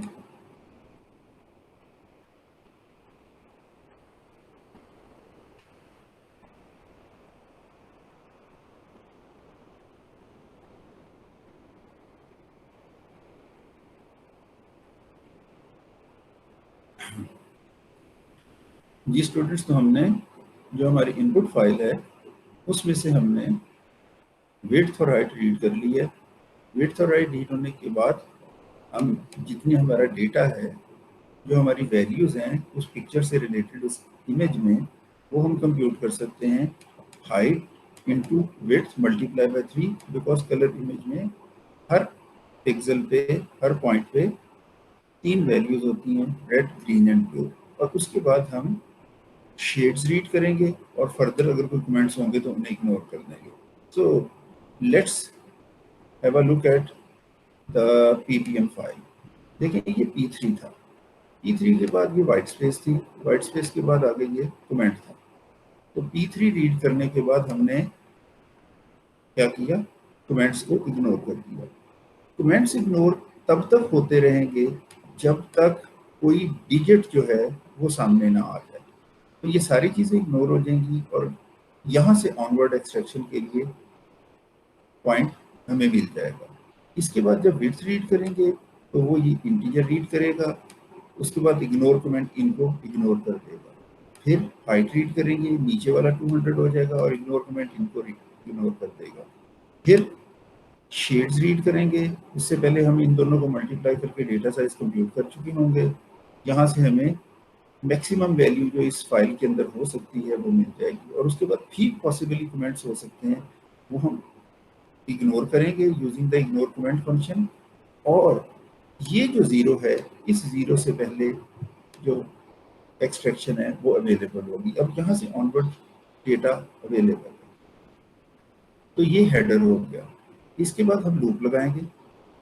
लूप हमने लगाया है I0 से लेकर जो भी हमारा स्ट्रक्चर है, स्ट्रक्चर वेरिएबल है, उसमें डेटा साइज तक। और डेटा साइज ऊपर आप देख रहे हैं वो हाइट इंटू विड्थ इंटू 3 है, the size of the array. अब इसके बाद हमने क्या करना है, इमेज में से एक इंटीजर रीड करना है और वो इंटीजर नेचुरली ये वाला 0 है। इसके बाद हमने, क्योंकि हमारी एरे की डेटा टाइप जो है वो इंटीजर या शॉर्ट नहीं है, हमने उस वैल्यू को जब इसमें स्टोर करेंगे तो वो इम्प्लिसिटली टाइप कास्ट होकर इसके अंदर आ जाएगी। अगर यहाँ पर हम इंटीजर वेरिएबल ना लेते और डायरेक्टली इसी के अंदर रीड करने की कोशिश करते तो वो इंटीजर की बजाय कैरेक्टर रीड करता, क्योंकि ये कैरेक्टर टाइप का वेरिएबल होता। तो इस तरह से हम इंटीजर्स रीड करते जाएंगे, उनको डेटा में स्टोर करते जाएंगे और जब तक डेटा साइज नहीं कंप्लीट हो जाएगा, सारी वैल्यूज जो इस इमेज के अंदर मौजूद हैं वो one after the other read हो जाएंगी। एंड यू नो दैट कि ये वैल्यूज जो हैं ये 2 लाख, सॉरी ये 200 बाय 200 एक इमेज है, तो 40,000, ये 1,20,000 वैल्यूज जो हैं वो ये रीड हो जाएंगी। इसके बाद हम स्ट्रीम को क्लोज कर देंगे। Image is name of the stream. तो हमने फाइल जिसका नाम ये था उसमें से सारा डेटा रीड करके इस स्ट्रक्चर में सेव कर लिया और वो मैसिव डेटा है, वो हमने रीड कर लिया। रीड करने के बाद नेक्स्ट फंक्शन यहाँ पे मौजूद है राइट का। ये राइट का फंक्शन भी एक्जैक्टली वैसे ही है जैसे रीड का फंक्शन है। इसको भी 2 पैरामीटर पास होते हैं। ये OF स्ट्रीम से एक इमेज ओपन करता है और अगर वो सक्सेसफुली ओपन हो जाता है तो इमेज में कमेंट्स के बगैर ई लिख देगा। उसके बाद वही वैल्यू लिखेगा जो रीड की थी, यानी कि शुरू पे P3 इसमें था तो इसने P और 3 जो है वो लिख दिया। उसके बाद एक एंडल हमने कर दिया, फिर हमने विड्थ लिखी, फिर हमने हाइट लिखी और फिर हमने शेड्स लिख दिए। तो कमेंट्स के अलावा बाकी सारा डेटा जो है वो हेडर का हमने इंक्लूड कर दिया और साथ साथ जहाँ रिक्वायर्ड था वो एंडल भी कर दिया।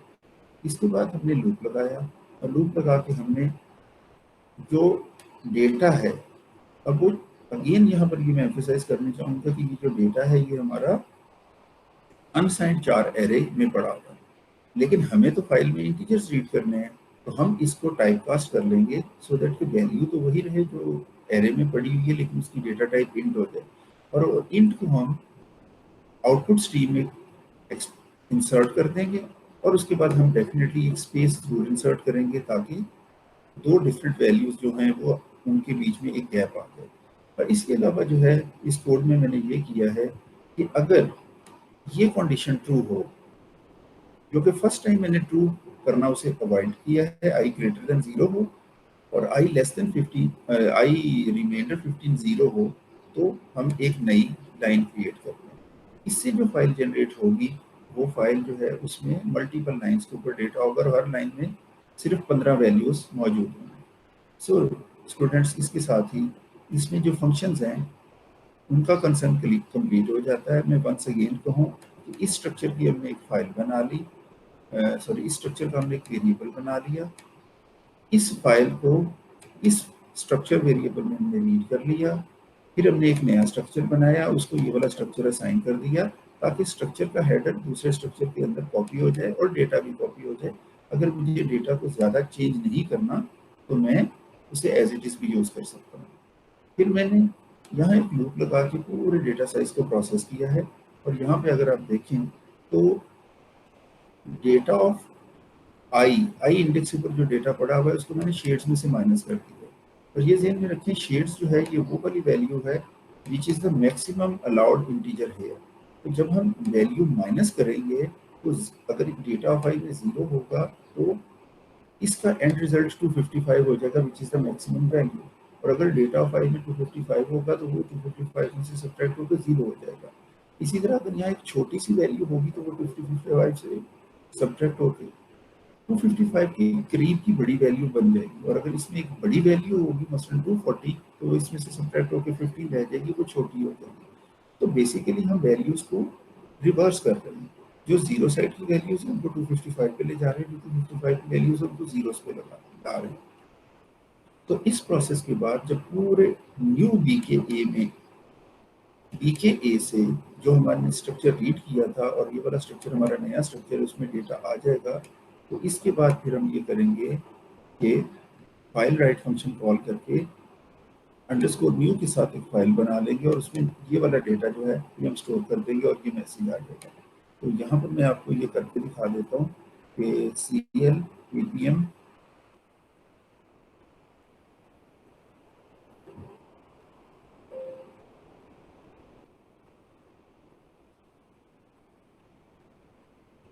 ये फाइल कंपाइल हो गई। हम अगर इसे रन करते हैं तो ये रन हो गई है और इस रन होने के बाद नेचुरली हमारे पास ये वाली फाइल जो है ये बन गई है। इस फाइल को अगर मैं नोटपैड में ओपन करूं तो उसमें P3 200 200 255 लिखा हुआ है, जो कि P3 200 200 है, कमेंट्स इग्नोर हो गए हैं। उसके बाद ये वाली वैल्यूज 6 वैल्यूज 0 हैं, तो वो ये वाली 6 वैल्यूज 255 आ गई हैं। ये उसके बाद कुछ 1 वैल्यूज हैं, वो 1 वैल्यूज जो है वो 254 हो गई हैं। और इसी तरह जाके जब एक वैल्यू ओरिजिनल फाइल में 57 58 54 आई हैं तो वो यहाँ जाकर 246 246 247 198 वगैरह की वैल्यूज हो गई हैं। सो जितनी यहाँ पर छोटी वैल्यूज होंगी उतनी वो बड़ी हो जाएंगी and so on so fourth. तो अब हम ये 1,20,000 वैल्यूज को यहाँ अगर चाहें तो वेरीफाई कर सकते हैं, बट इसके लिए टाइम चाहिए। तो मैं फिलहाल एज्यूम कर रहा हूँ कि कंप्यूटेशन जो है वो सारी ठीक हुई हैं। तो ये तो हमारी हो गई file handling according to the structure of the file. जो हमने समझ लिया था कि फाइल का स्ट्रक्चर कैसा है, हमने अप्रोप्रिएट डेटा फाइल में से रीड किया है। P3 2 कैरेक्टर्स रीड किए, कमेंट्स इग्नोर किए, 200 बिट्स रीड की, कमेंट्स इग्नोर किए, 200 हाइट रीड की, कमेंट्स इग्नोर किए, 255 शेड्स रीड किए, कमेंट्स सारे ही इग्नोर कर दिए जो नीचे हैं। और उसके बाद 200 ज़रब 3 इतना डेटा यहाँ से ऑनवर्ड फाइल में नीचे मौजूद है, वो सारे का सारा डेटा हमने लूप लगा के रीड किया। तो as we know the structure, हमने अपना प्रोग्राम इस तरह से लिखा वो फाइल पढ़ सके। इसी तरह हमने एग्जैक्टली उसी स्ट्रक्चर में फाइल बनाई है। हमने P3 भी लिखा है, हमने 200 भी लिखा है, 255 भी लिखा, के बाद कम से कम एक नई लाइन पर यहाँ जाके हमने डेटा लिखा और हमने 1,20,000 वैल्यूज का डेटा भी लिखा। तो स्टूडेंट्स ये तो होगी हमारी file handling depending upon the structure of the file. ठीक है, we are here structure of the file जो है उसके अकॉर्डिंगली हम देख रहे हैं। तो हमने पूरी फाइल रीड कर ली और प्रोसेस करके उसे राइट भी कर दिया। नाउ लेट्स अज्यूम कि ये फाइलें एक डिफरेंट सॉफ्टवेयर के साथ कैसे नजर आती हैं। ये ओरिजिनल फाइल है और ये जो है ये फाइल नई बनी है। तो ओरिजिनल फाइल ये है, ये फाइल न्यू है, ये फाइल हमारे प्रोग्राम ने जनरेट की है। अगर यकीन नहीं है, मैं इसको बंद करता हूँ। सॉरी, ओरिजिनल फाइल जो है वो ये वाली है, तो वो कलर्ड इमेज है, ये ब्लैक एंड वाइट इमेज नहीं है, ये कलर्ड इमेज है, ये ओरिजिनल फाइल है।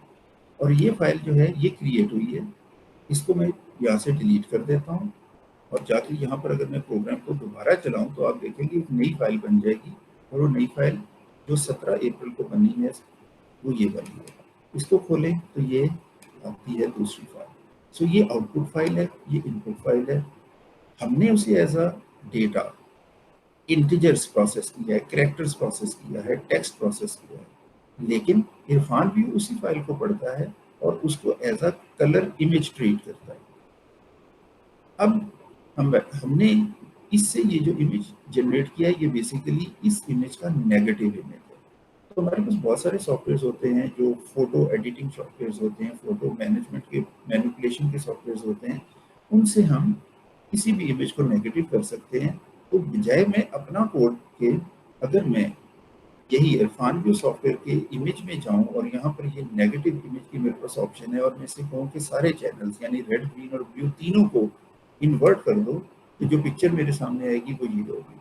सो इरफान व्यू ने जो नेगेटिव इमेज दिया है वो, और जो मेरे प्रोग्राम में प्रोसेस करके नेगेटिव इमेज निकाला है, वो दोनों बराबर है। सो अगर हमें फाइल स्ट्रक्चर्स का पता हो तो हम अपने तौर पर खुद भी फाइल को प्रोसेस कर सकते हैं। और एक सॉफ्टवेयर जो है वो ज़रूरी नहीं है कि वही उस फाइल को प्रोसेस करे जिसने उसे बनाया है। कोई भी ऐसा सॉफ्टवेयर जिसको फाइल के स्ट्रक्चर का पता है वो उसको मैनिपुलेट कर सकता है। अब इसके बाद मैं एक छोटी सी एग्जांपल यहाँ पे और देना चाहूँगा। जैसा कि अभी आपने देखा था कि ये फाइल जो थी ये PPM फाइल थी। PPM होती है कलर फाइल, इसकी एक्सटेंशन PPM होती है। इसमें जो डेटा का साइज होता है वो विड्थ इनटू हाइट इनटू 3 होता है, बिकॉज ये एक पॉइंट है, रेड भी, ब्लू भी और ग्रीन भी 0 है, ये दूसरा पॉइंट है। उसके बाद ये तीसरा पिक्सल है, उसके बाद ये चौथा पिक्सल है। अगर आप ओरिजिनल इमेज पे चले जाएं, इसको वापस हम अंडू कर लेते हैं, तो इसके ये शुरू के कॉर्नर के जो पिक्सल्स हैं वो ब्लैक हैं, और उसके बाद कोई छठा पिक्सल जो है, रादर पांचवा पिक्सल जो है वो थोड़ा सा ब्राइट है। तो अगर आप इसको अल्टीमेट जूम करके देखेंगे तो आपको अंदाजा होगा कि इसके कोने में कुछ पिक्सल्स जो हैं वो ब्लैक हैं, और उसके बाद छठा पिक्सल जो है वो रिलेटिवली डिफरेंट हो गया है। तो ये हर कलर इमेज में एक जो पिक्सल होता है उसमें 3 डिफरेंट क्या होते हैं, वैल्यूज होती हैं फॉर RG एंड B। अब इसके मुकाबले में एक फाइल है, वो फाइल कहलाती है PGM फाइल। PGM फाइल जो है वो एक्चुअली एक, चलिए मैं इसको एक दूसरी एग्जांपल को लेता हूँ। यहाँ पे मेरे पास ये एक PPM फाइल है, इसको पहले मैं आपको व्यू करवा दूँ। ये इसका व्यू है, पिंक पैंथर इन कलर। ये PGM फाइल है उसी की, ये पिंक पैंथर है इन ग्रे स्केल। तो ठीक है, ये पिंक पैंथर ग्रे स्केल में आ गया। और एक मेरे पास यहाँ पे तीसरी फाइल पड़ी हुई है, वो उसकी एक्सटेंशन PBM है। ठीक है, ये भी पिंक पैंथर है, मगर ये पिंक पैंथर जो है ये black and white pink panther है। ये अब इन तीनों फाइलों को अगर हम सामने रखें तो आपको ये नजर आएगा कि इरफान व्यू 3 तरह की उसमें फाइलें होती हैं। PPM फाइल कलर फाइल होती है, PGM file grey map file होती है। इसमें आपका जो इमेज है वो शेड्स ऑफ ग्रे पे मुश्तमिल होता है, उसमें नेचुरल सारे कलर्स नहीं होते हैं, सिर्फ ब्लैक एंड व्हाइट के डिफरेंट शेड्स होते हैं।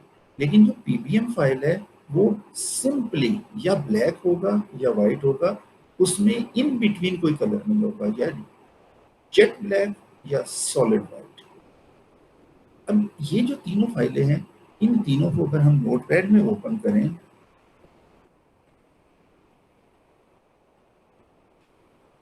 तो ये P3 फाइल है जो कि PPM फाइल है। इसमें वैल्यूज ये आपको मिलेंगी, और अगर आप इसमें से डेटा इसी तरह काउंट कर सकेंगे तो आपको पता लगेगा कि चूंकि ये 300/300 का इमेज है तो इसमें total values after this header 2,27,000 है। उसके मुकाबले में हम यहाँ पे पीजीएम फाइल खोलते हैं। इस पीजीएम फाइल का ये हेडर है, लेकिन चूंकि ये ग्रे मैप था, ग्रे मैप में भी हमारे पास वैल्यूज मौजूद होती हैं जो इस जगह तक होती हैं, और यहाँ पर ये जो 255 है, ये 255 का क्या मतलब है कि ये सिंपली एक ही वाइट को रिप्रेजेंट कर रहा है। ये एक वैल्यू एक पिक्सल को काफी ज्यादा ब्राइट रिप्रेजेंट कर रही है। ये 83 एक पिक्सल को डार्क रिप्रेजेंट कर रही है, और ये 0 ब्लैक रिप्रेजेंट कर रही है। अनलाइक द पीपीएम, हमारे पास एक पिक्सल के लिए 3 वैल्यूज नहीं होती बल्कि एक ही वैल्यू होती, क्योंकि हमारे पास सारे शेड्स ऑफ ग्रे हैं, वाइट भी, ब्लैक भी और ग्रे भी। मिक्स्ड कलर्स नहीं है, इसलिए हमें 3 वैल्यूज आरजीबी नहीं चाहिए। तो इस फाइल में जो डेटा होगा वो सिंपली 300/300 होगा, यानी 90,000, जबकि इसमें जो डेटा है वो 300/300 इंटू 3 है। अब आ जाए पीबीएम फाइल के ऊपर।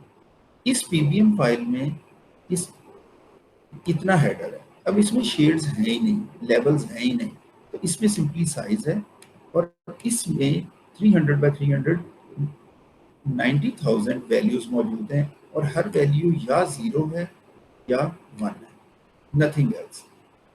तो ये ब्लैक एंड व्हाइट फाइल है। 0 represents black, 1 represents white, and how many values are there? 300/300। ये जो फाइलें हैं ये सीक्वेंशियल है। पहले पूरी रो होगी, यानी कि पहले 300 वैल्यूज जो भी होंगी, जहां तक भी होंगी, वो पहली रो को रिप्रेजेंट करेंगी। उससे अगली सारी वैल्यूज जो हैं वो नेक्स्ट रो को रिप्रेजेंट करेंगी, उससे अगली वैल्यूज नेक्स्ट रो को रिप्रेजेंट करेंगी, एंड सो ऑन। तो ये है। तो हमें अगर किसी टिपिकल रो को मॉडिफाई करना है या उसके ऊपर चेंज करनी है, तो हमें कैलकुलेट करके उस रो के इंडेक्सेस को जाके मैनिपुलेट करना होगा। ठीक है जी। तो ये जस्ट एक एग्जांपल थी जिसमें मैंने आपको शो किया कि ये सारा कुछ। बाकी मैंने लास्ट क्लास के अंदर भी कुछ एग्जांपल्स आपको दे दी थी, और वो ये थी कि हर सॉफ्टवेयर जो है वो स्ट्रक्चर को रीड करता है और उसके बाद उसे मैनिपुलेट करता है। तो इसी तरह अगर मैं एक फाइल मॉडिफाई कर दूं लाइक दैट, ये जो इनपुट फाइल है, इस इनपुट फाइल को ओपन करके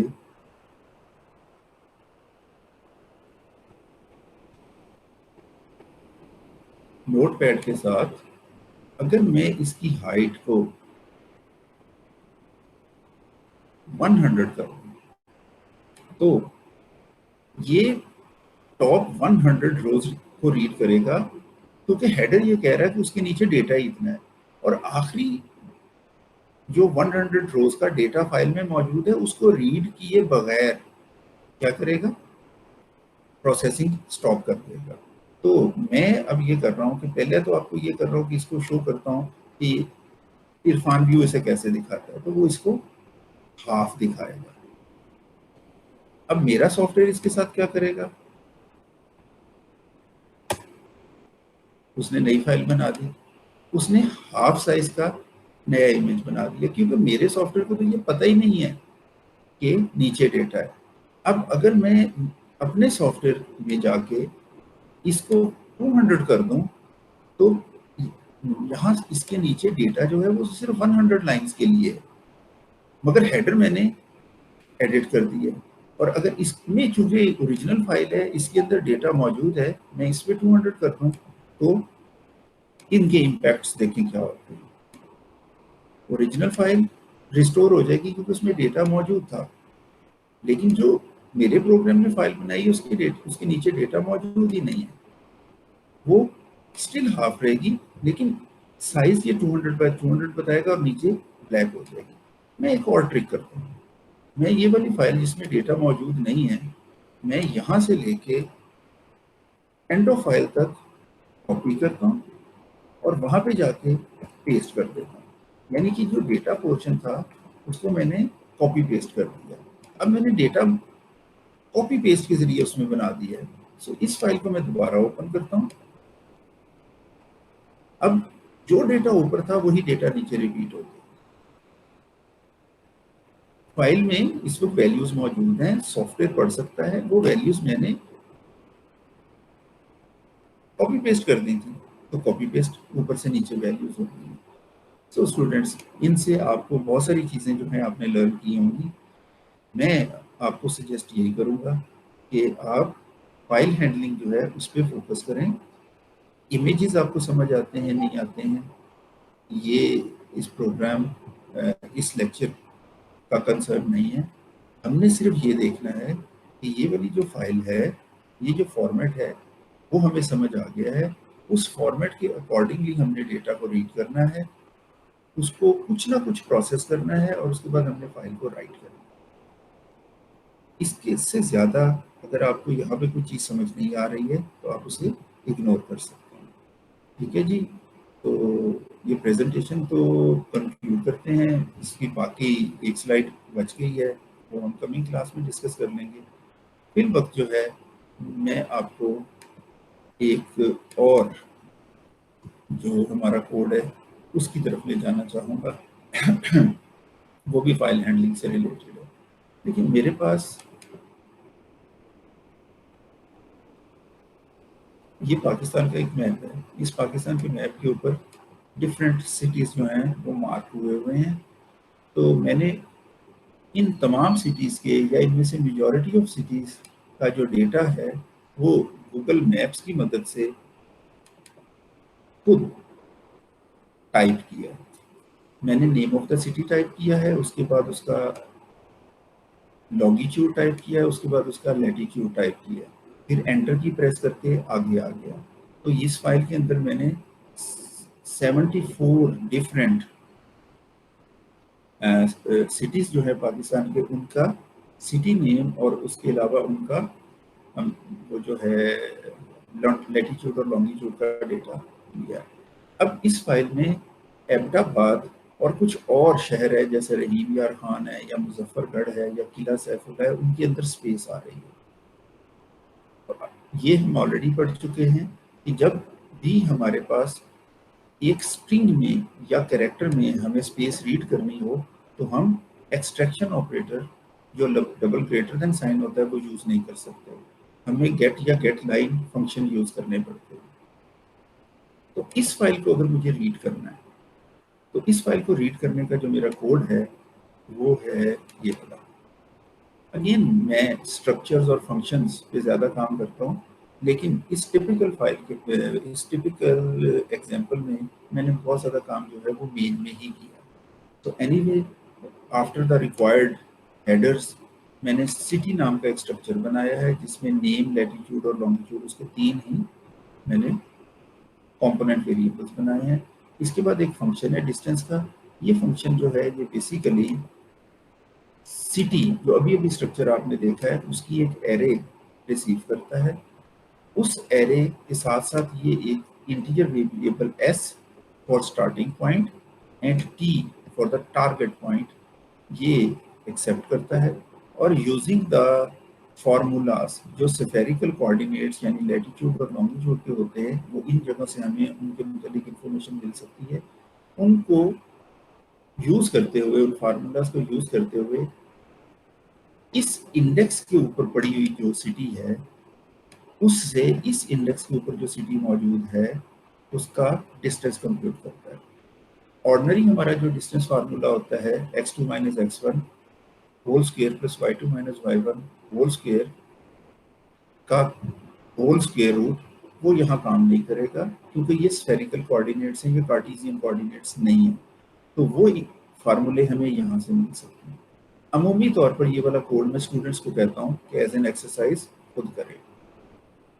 आसान सा काम होता है, 2 फार्मूले मतलब 3-4 एक्सप्रेशन बनते हैं और हमें डिस्टेंस मिल जाता है। फॉर द टाइम बीइंग क्योंकि इस फंक्शन ने एक इंटीजर रिटर्न करना था तो मैंने एक डमी इंटीजर फिलहाल यहाँ से रिटर्न कर दिया। तो ये मेरे पास एक डिस्टेंस कंप्यूट करने का फंक्शन है। मेन में मैंने एक कांस्टेंट वेरिएबल लिया है सिटी काउंट। सिंस फाइल से मुझे आइडिया है कि उसमें 74 सिटीज हैं तो मैंने 74 ले लिया है। अदरवाइज इसको 74 से कहीं ज़्यादा भी लिया जा सकता है, क्योंकि हम एरे जो बनाते हैं हम एरे रीजनेबल साइज की बनाते हैं और उसका टॉप पोर्शन यूज़ करते हैं। इसके बाद मैंने पार्क सिटीज नाम की एक एरे बनाई है जिस ऑफ टाइप सिटी, जिसमें मैंने ये कांस्टेंट पास कर दिया है, तो ये एरे बन जाएगी। बेशक ये नेम कांस्टेंट है लेकिन ये कांस्टेंट है। इसके बाद इस दफ़ा मैंने just to give you some change, मैंने स्ट्रिंग वेरिएबल जो सिटी नेम है उसके लिए एक करैक्टर एरे ले ली है, क्योंकि अब मैंने थोड़ा सा आपको इंट्रोड्यूस कर दिया है जो जिसको क्या कहते हैं, जिसको कहते हैं सी स्टाइल स्ट्रिंग्स।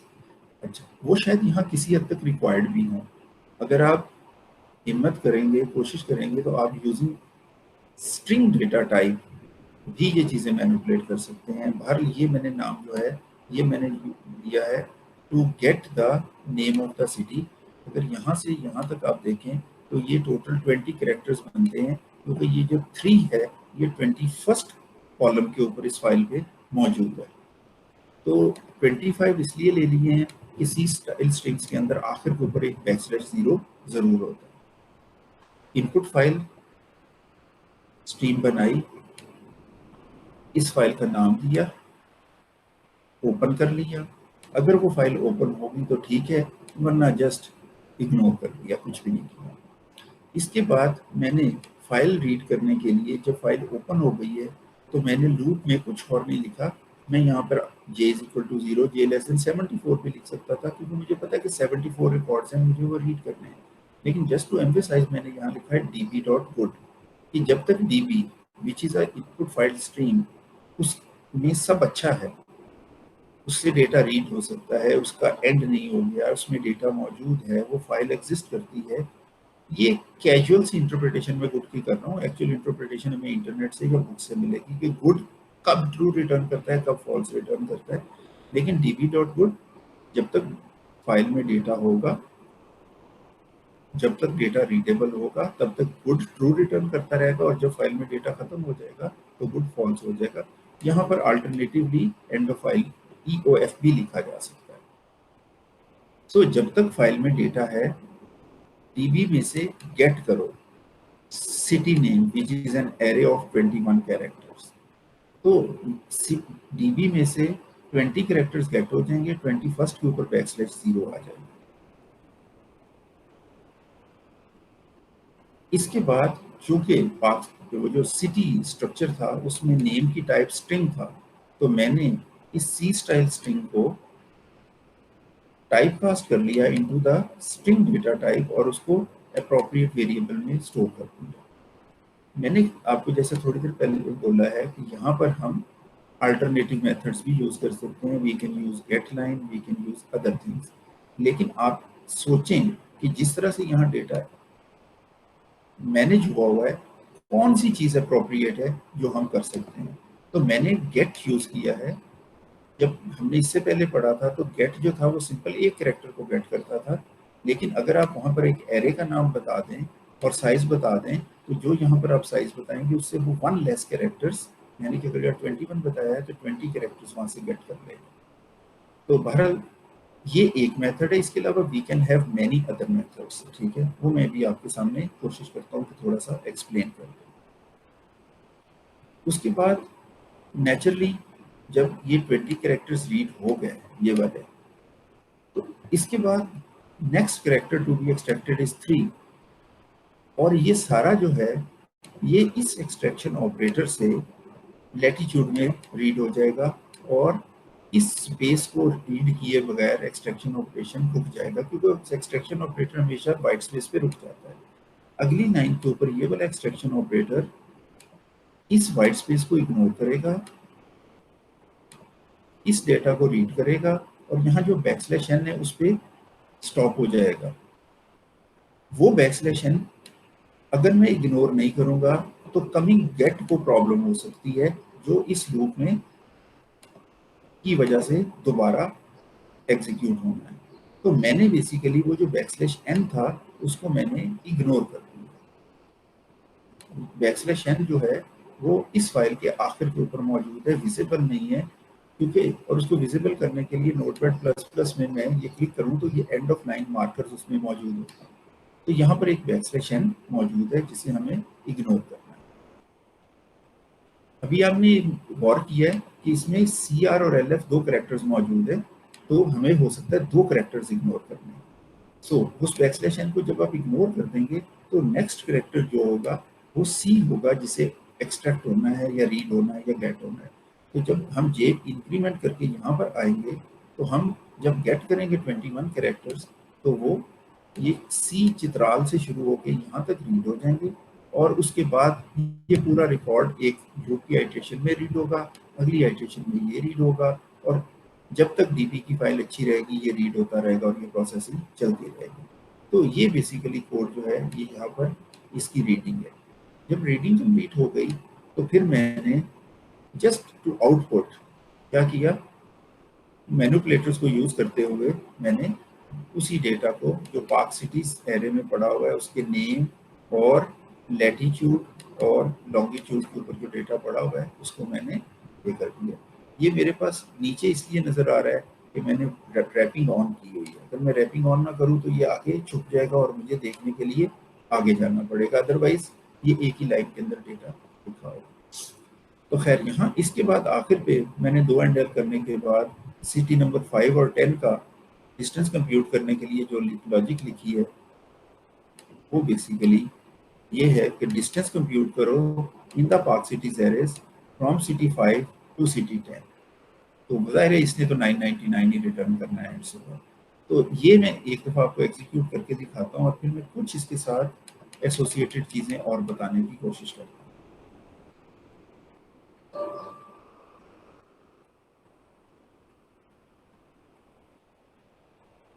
ये मैं एप्रोप्रिएट फोल्डर में आ गया, यहाँ पर आके मैंने parkcities.cpp को कंपाइल किया, कंपाइल हो गया, मैंने इसे रन किया, इसने मुझे सारा डेटा दिखा दिया है जो भी इसने रीड किया है, ठीक है। और आखिर के ऊपर नेचुरली इसने सिटी 5 और सिटी 10 के बीच का जो डिस्टेंस है वो डिफॉल्ट वैल्यू फंक्शन ने रिटर्न की है। तो स्टूडेंट्स यहाँ से आप ये अंदाज़ा लगा सकते हैं कि ये जो कोड है ये काम कर रहा है। अब अगर मैं यहाँ गेट लाइन यूज़ करूँ, गेट लाइन को कहूँ कि तुम 21 कैरेक्टर्स रीड करो और जब डिलीमीटर आए, जो डिफॉल्ट डिलीमीटर क्या होता है बैकस्लैश n, तो रुक जाना। तो मैं गेट की बजाय गेट लाइन यूज़ कर रहा हूँ और मैंने कोई चेंज नहीं की है। मैं इस प्रोग्राम को कंपाइल करता हूँ, मैं प्रोग्राम को रन करता हूँ, ये खराब हो जाएगा। डेटा सही रीड नहीं हो रहा, और डेटा कहाँ तक सही रीड नहीं हुआ, सिर्फ एप्टाबाद रीड हुआ, लैटिट्यूड लॉन्गिट्यूड भी रीड नहीं हुआ, क्योंकि गेट और गेट लाइन में एक फर्क है।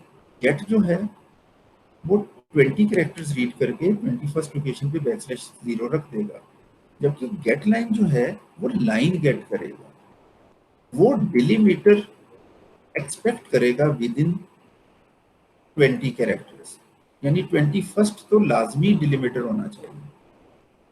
और डिलीमीटर अगर आप स्पेसिफाई नहीं करते तो वो बैकस्लैश n है, और बैकस्लैश n तो मैं यहाँ स्पेसिफाई कर ही नहीं सकता क्योंकि यहाँ इस एरिया में तो बैकस्लैश n है ही नहीं। सो एज अ रिजल्ट वो 20 कैरेक्टर्स रीड करके सिटी नेम में स्टोर करके, क्योंकि उसे बैकस्लैश n नहीं मिला है तो वो एक एरर स्टेट में चला जाएगा। उस एरर स्टेट में जाने की वजह से नेक्स्ट जो एक्सट्रैक्शन ऑपरेटर है और उसके बाद जो नेक्स्ट गेट लाइन ऑपरेटर्स है वो प्रॉब्लम क्रिएट करते हैं। तो अगर मैं, क्योंकि मुझे पता है कि गेट लाइन वो डिलीमीटर में नहीं मिलना और उसकी वजह से एरर स्टेट अकर करनी है, तो मैं उसके बाद इसको इग्नोर कर देता हूँ, सॉरी मैं क्लियर कर देता हूँ। क्लियर जो है ये बेसिकली एरर स्टेट को क्लियर करने के लिए इस्तेमाल होता है। अब मैं इस कोड को दोबारा कंपाइल कर रहा हूँ, दोबारा रन कर रहा हूँ, सब ठीक हो जाएगा। सो मैं इस एग्जांपल को शो करने के लिए आपको सिंपली ये समझाना चाह रहा था कि हमें एप्रोप्रिएट टूल का यूज आना चाहिए जब हमने इनपुट करना है, फाइल से इनपुट करना है या कंसोल से किसी भी स्ट्रीम से इनपुट करना है, हमें पता होना चाहिए कि उनके कॉन्सिक्वेंसेस क्या हैं। सो गेट लाइन एक लाइन को गेट करता है जो हमेशा एक डिलीमीटर एक्सेप्ट करता है, उसको एक डिलीमीटर चाहिए होता है। मसलन मैं यहाँ पर ये लिख देता हूँ कॉमा, ठीक है। सो कॉमा डिलीमीटर उसे नहीं मिलेगा, एरर स्टेट आ जाएगी, क्लियर उसे क्लियर कर देगा। कंपाइल करते हैं इसको, सेव हो गया, ठीक है। सो कोई इशू नहीं है, कॉमा भी डिलीमीटर हो सकता है, कॉमा फाइल में नहीं है। लेकिन अगर मैं db डॉट क्लियर लिख लूँ और इस फाइल को दोबारा कंपाइल करके रन करूं तो नेचुरली डेटा नहीं मिलेगा, एप्टाबाद मुझे पूरा मिल जाएगा।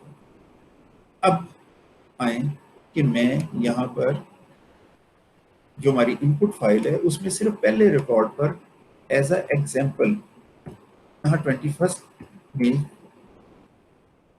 कॉमा डाल दिया, बाकी मैंने नहीं डाला। चलें आपके लिए मैं दूसरी लाइन पे भी कॉमा डाल देता हूँ। अब मैं इस प्रोग्राम को रिकम्पाइल करता हूँ, रीरन करता हूँ। पहली दो लाइनें तो आप देख रहे हैं कि शायद ठीक है, तो हार्ट भी रीड हो गया, लेकिन चूंकि डिलीमीटर नहीं मिला इसलिए उससे ऑनवर्ड रीडिंग नहीं हुई। तो ये ज़हन में रखें कि वंस इनअप्रोप्रिएट डेटा की वजह से जब इनपुट स्ट्रीम एरर स्टेट में चली जाती है, तो चाहे उसके बाद स्ट्रीम गुड स्टेट में भी रहे, डेटा मौजूद भी हो, सब कुछ हो, लेकिन उसके साथ वो जो एक एरर एसोसिएट हो गया है, वो प्रोग्रामर की रिस्पॉन्सिबिलिटी होती है कि वो उसे क्लियर करे। तो गेट लाइन फंक्शन हमेशा इस रेंज में at least at the 21st position वो डिलीमीटर आता है उसे मिले, और अगर उसे डिलीमीटर नहीं मिलता तो वो एरर स्टेट में चला जाता है। गेट लाइन का एक और कॉन्सिक्वेंसेस मैंने आपको उस वक्त पढ़ाया था जब स्ट्रीम्स पढ़ा रहा था कि गेट लाइन एम्प्टी जो स्ट्रिंग है उसको भी रीड करने की सलाहियत रखती है। आप सिंपली एंटर कर दें \n डिलीमीटर है, वो 0 लेंथ स्ट्रिंग रीड करके आपको रिटर्न कर देगा। तो इसलिए हम यहाँ पर कुछ भी यूज कर सकते हैं, कोई भी अप्रोप्रिएट मेथड यूज कर सकते हैं, इससे हो जाएगा।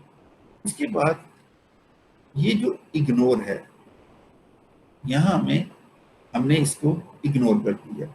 अगर खुदा ना खास्ता यही वाला प्रोग्राम है, चले मैं आपको करके ही दिखा देता हूँ कि इस प्रोग्राम को अभी मैं विंडोज़ पे चला रहा था और माइक्रोसॉफ्ट का कंपाइलर CL यूज़ कर रहा था। मैं इसको यूबंटू पे चलाता हूँ और उसका कंपाइलर बैश प्रोसेस में जाकर मैं इस्तेमाल करता हूँ, ठीक है। वहाँ कंपाइलर का नाम है G++ और इसको मैं पार्क सिटीज एज इनपुट दे रहा हूँ।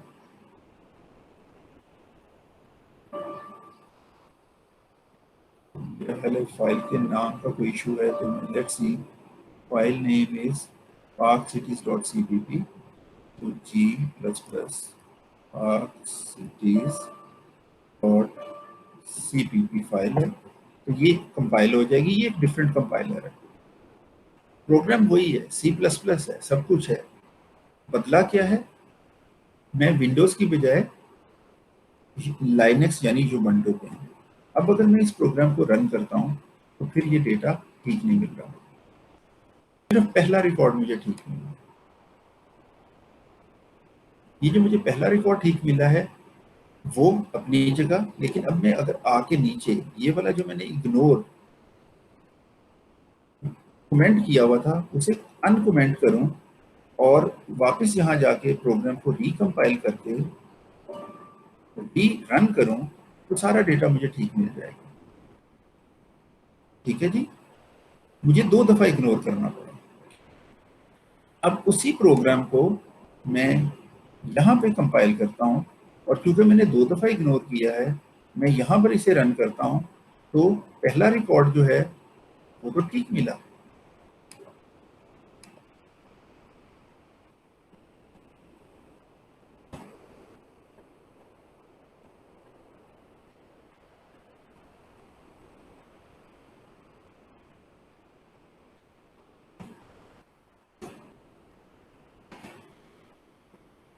और इसमें लगता है कोई की टैप हो गई है।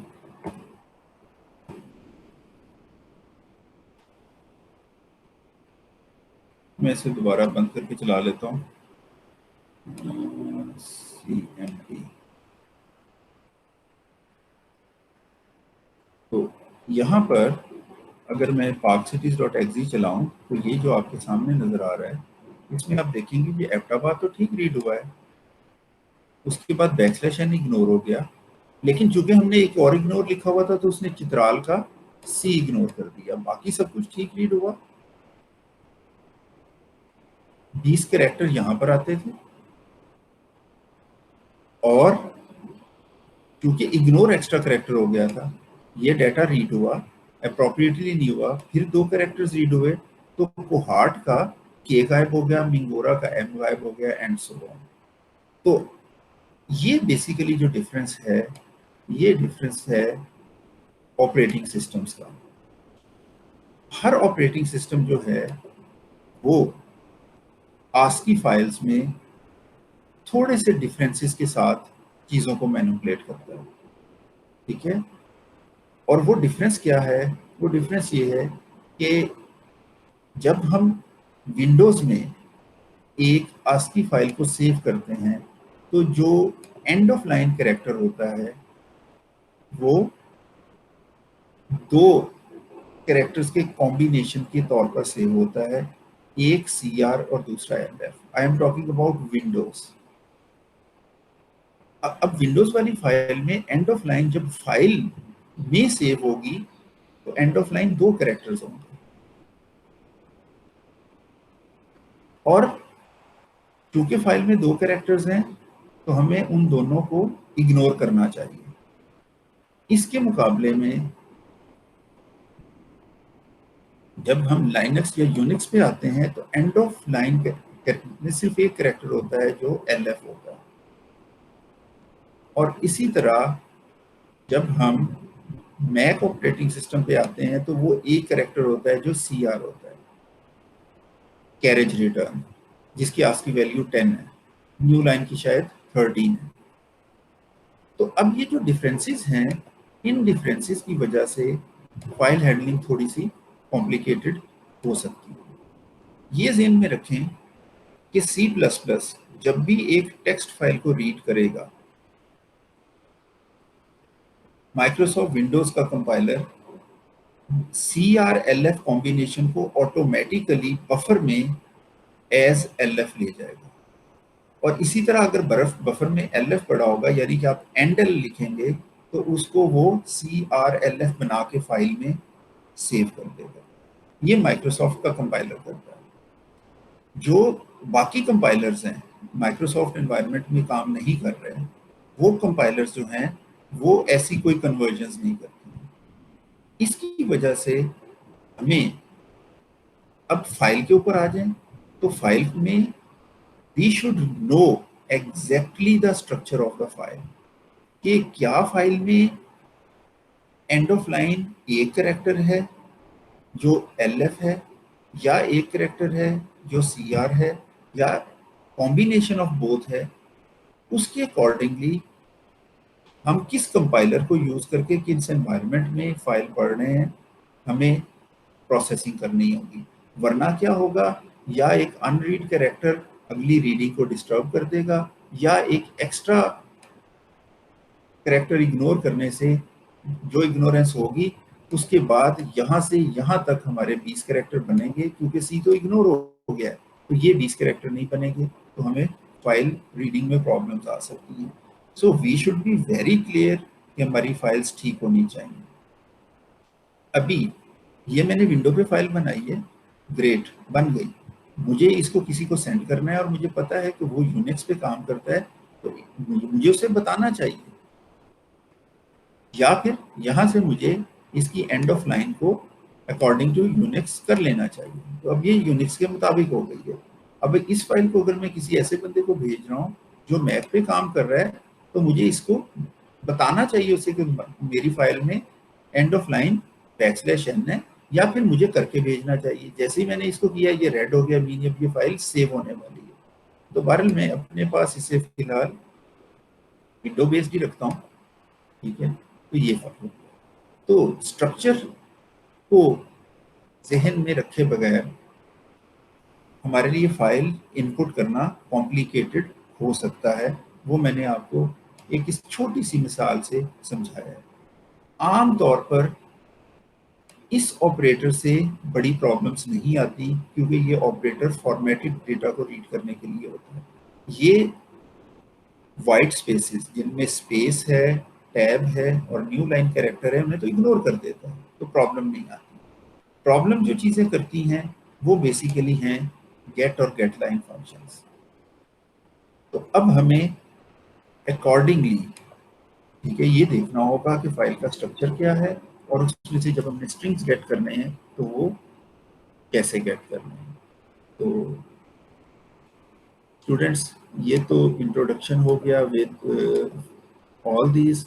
मैं ये कोड भी आपके साथ शेयर कर लूँगा, बिटमैप्स का कोड भी आपके साथ शेयर कर लूँगा, और स्लाइड्स मैंने ऑलरेडी शेयर कर रखी हुई हैं। आज के लिए मेरे ख्याल इतना ही काफ़ी है।